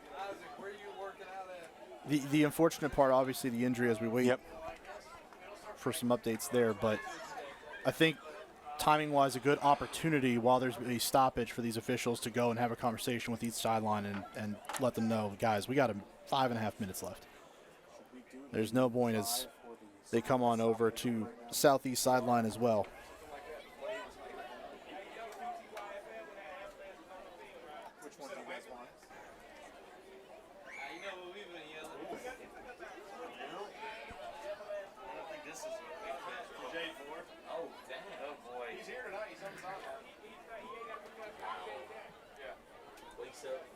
So 42-0, 5:31 to go here in the fourth.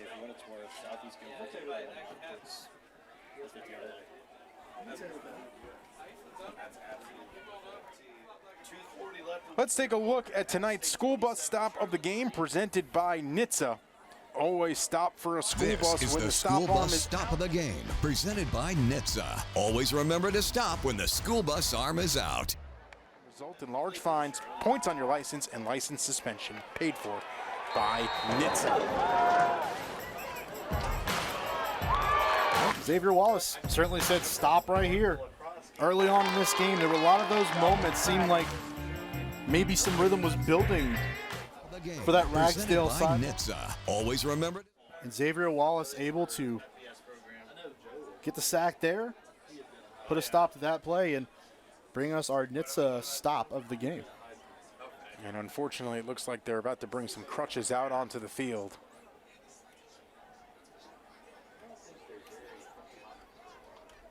And listen, injuries at any time are not what you want to see, but in a game like this, where things have been pretty much decided, you really don't want to see it now. That's your heart just breaks for that. Yeah. Again, we're pretty positive where this game is going at this point. Not personally, I've heard the name before. You don't ever want to see any player, anyone get hurt at any point throughout the course of the game, but certainly in a situation like this where the outcome seems pretty well in hand for one side, and you just don't want to see that sort of situation take place. Well, as the young man is tended to on the field, Mark, it gives us an opportunity to talk about the next few weeks for this Tiger bunch. I mean, they're young. We mentioned there is talent on this team. There has been talent that has roamed the Tiger sidelines before. You think of Tony Baker, over 10,000 yards, 131 touchdowns, a Shrine Bowler, U.S. Army All-American back in the day. This Tiger team knows what success looks like. Now it's up to Antoine Stevenson and his staff to develop these young men and give them a shot. Yeah, and that's really what it is right now. Again, you have so much youth along this team that you want to be able to continue to build. And there's going to be a lot of growing pains, a lot of aches and pains, bruises and bumps. You've got to be able to put your guys in the best position to succeed, regardless of whether you're up by 30 or you're down by 30. You've got to make sure that your guys are ready. It's going to take time. But Antoine Stevenson is a coach. He has a coaching staff that know how to build a program, get guys not just to the next level, but prepare them not just as football players, but as young men. And I know, you go to anywhere really in the country, any high school football team, they'll tell you that. But there's a lot of guys out there that are adept with building guys and getting them ready for the next level of the sport and in the next phase of life. I think Antoine Stevenson, over the times that I know certainly I've talked to him over the years, has certainly expressed that, and you get that from him, that he's a developer of not just football players, but a developer of young men as well. For sure, 100%. And now for Southeast, this is a program that not that long ago made an appearance in a state championship game. Back in 2018, finished 14-2, lost to Weddington in that 3A state championship game. It's interesting, that team was not full of Division I players. Had a couple. Yep. But they were really just a strong team. The strong teams are the ones that make it to the end. The best teams are the ones that make it to the end. I mean, you can talk about all the Division I prospects or all the college prospects in general across your roster. If you don't have the right pieces to the puzzle, that doesn't matter. And that's usually what happens.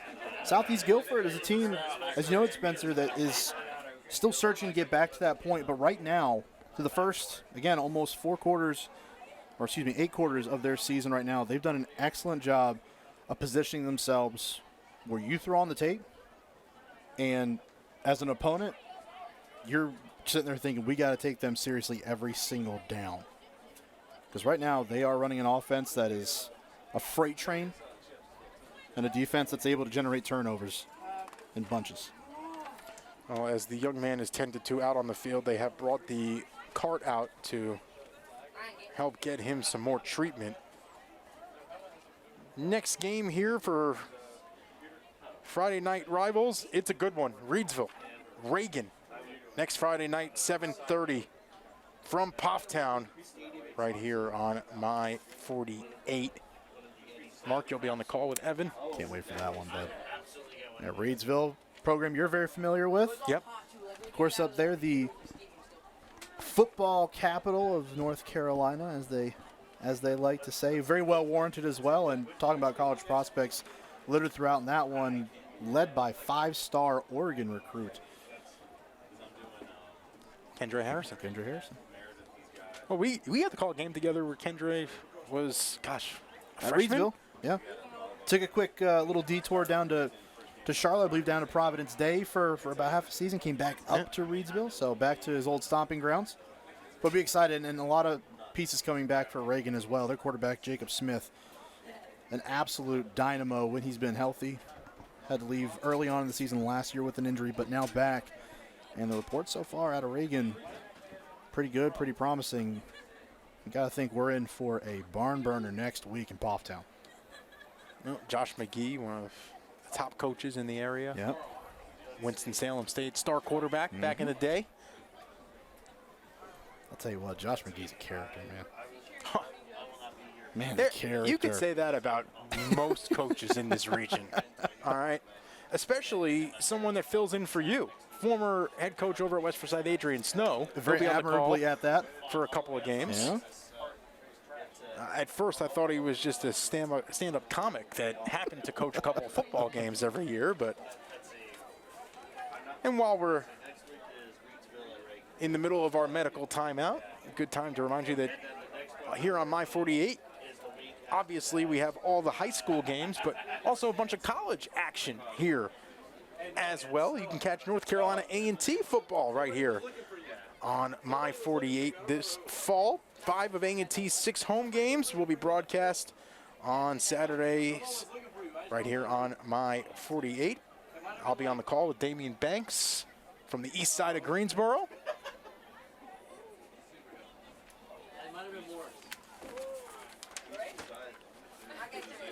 Now would be also a great time for us to go ahead and reveal our Nordis Automotive Drive of the game.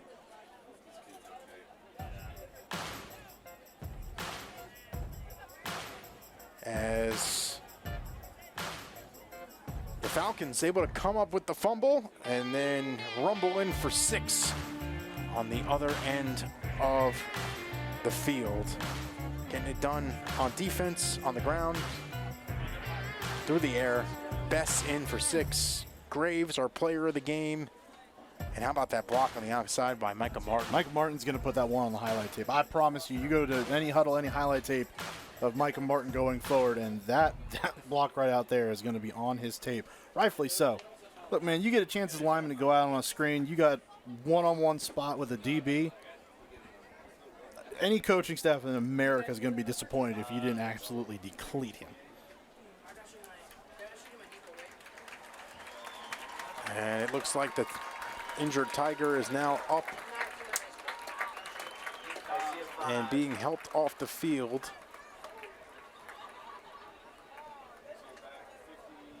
I can't tell that 50, 50, 5-0. It is Grayson Carlisle, the sophomore.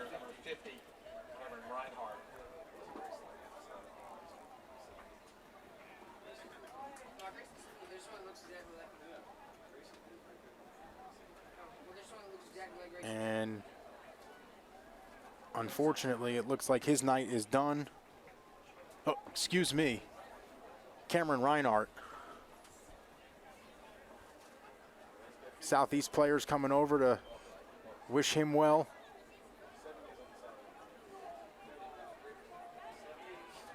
Love that, man. Appears to be in about as good a spirits as he can be given the situation, but he's got the air cast on, and that's, they don't put those on unless it's for real. Yep. Of course, we wish him all the best going forward, but love to see, especially after the tempers had flared here in the last little bit of this football game. Excellent seeing those players for the Southeast Guilford Falcons go over, check in on them. Best wishes. Love to see that sort of sportsmanship at the sport. He would yell, if you can't do it, keep the time on the field.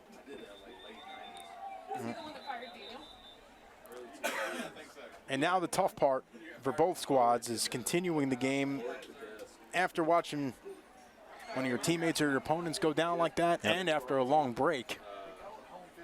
You got to think we're brought back. It's now third and almost a mile coming back into it. The clock will start running yet again once we get underway.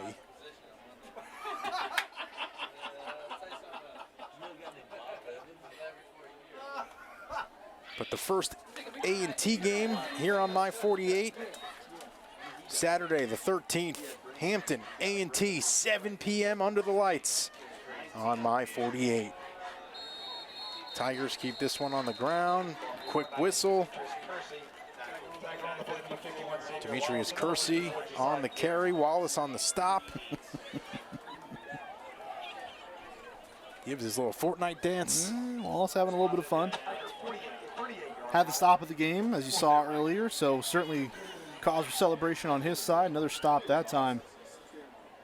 And he'll watch this Southeast Guilford offense trot back on the field after this punt.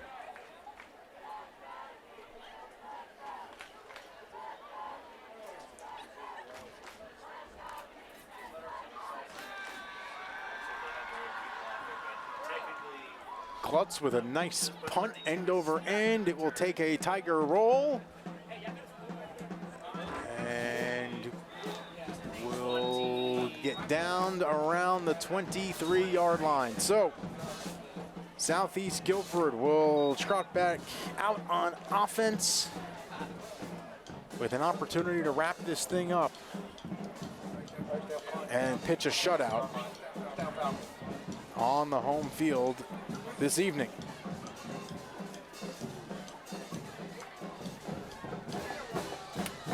I think for Southeast, moving forward, you get Southern Alamance next week.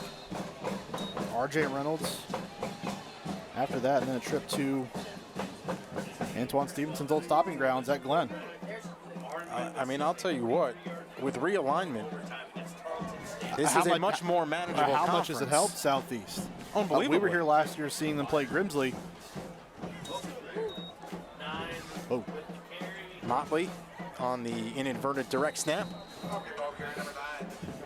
But it was a much different game here last year for Southeast Guilford against that machine out of the heart of Greensboro and the Grimsley Whirlies. Now, shoes on the other foot tonight. Dominant performance, and they don't see the Whirlies at all. The entire classification lower, 6A. Grimsley at that 7A spot, who also, as we got an update, are now at 24-17 over West Forsyth. You knew that was going to be a great ball game. Oh, 100%. And West, a lot of people start thinking, well, is it Grimsley? No, it's West, man. I mean, West Forsyth has as much talent as anyone in the area. A couple transfers in, a lot of returning weapons as well. They are stacked over in Clemens. The Village. The Village, baby. I mean, you think about some of these matchups coming up next week. Grimsley, East Forsyth. I mean, what about that gauntlet to start the season for the Whirlies? It's almost interesting because you're so used to seeing a lot of these teams in the area, especially within the Winston-Salem area, they're conference foes. East, West, Reagan, Mount Tabor. I mean, a lot of those teams that we see often enough. And they're so good, those contests usually are. But now with realignment, it's almost like you're getting a lot of those out-of-conference games that you didn't before. Grimsley, West Charlotte, we get, again, Reagan, Reedsville next week. That's going to be a highly competitive game. Now you're getting a lot of these teams just playing each other that may not normally square off until postseason. And now you're getting regular season time. That's beautiful. Now there can't be any discussion on, oh, they cakewalk through the year. Yep. Is that, I mean, you know, we're gonna get some big time matchups. 100%. 100%. Love to see it. I know there's been a lot of consternation over the landscape of everything with just having realignment yet again, what that means for everyone going forward. And some of the conferences, admittedly, are a little wonky. You know, you can't please everyone within the process, but it's interesting to see how everything kind of unfolds, and you always want to check back in throughout the course of the season to see where heads are at that point. There's a lot of time to really think about it, things to play out, and maybe you weren't in favor of it going in, and all of a sudden the way things played out, it worked in your favor and you like it a little bit more. There was some contact with Penn, the punter. Doesn't look like any laundry on the field. Just letting it roll. And it appears that everybody is about to head on home. Ragsdale, chance to regroup with the homestand. Falcons flying high. About to finish this one off 40-0. Really was interested to see how Southeast Guilford would respond. That explosion in the second half last week, putting up 38 points to run away with that game in a 52-point effort. How would they follow up that one? Defensively, would they find themselves back on track? All the answers to every single question you had, if you had concerns for these Falcons of Southeast Guilford, have been answered with an emphatic yes tonight. They were terrific. And that will do it. The Carolina Classic Fair Friday Night Rivals presented by Caring Hands Home Health. Southeast Guilford Falcons 42. Ragsdale Tigers, nothing. Take out the trash! Oh.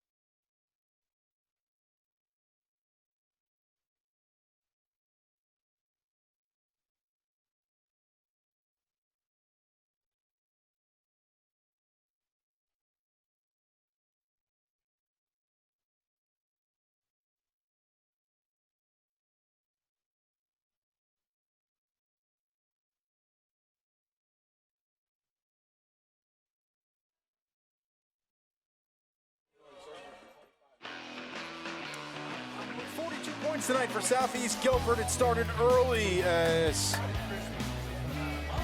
Caleb Jackson able to find pay dirt. Graves keeps it himself. He was phenomenal tonight. I mean, the Falcons on the ground, through the air, just got the job done. Yeah, I normally don't talk about Falcons on the ground a whole lot, but these Falcons are a little lower flying than others, and they were all over the place tonight. Rushing the football, we knew that they were going to be prolific, but it was the air attack tonight, catching everyone off guard. A couple of touchdown passes for Graves. Able to get out there. What a job offensively by the Falcons. Let's go ahead and send it down to the field. Matthew Gibson standing by with the winning squad. Coach Bates, your team rushed for over 250 yards on the ground. What was the key to that dominating run game?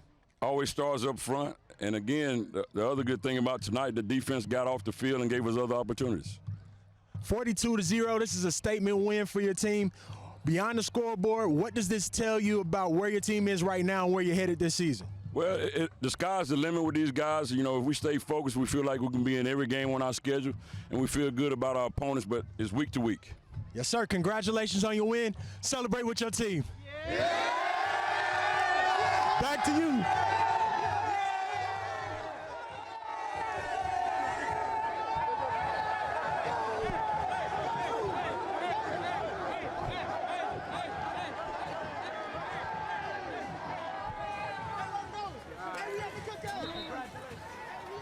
The Falcons celebrating this well-earned trophy.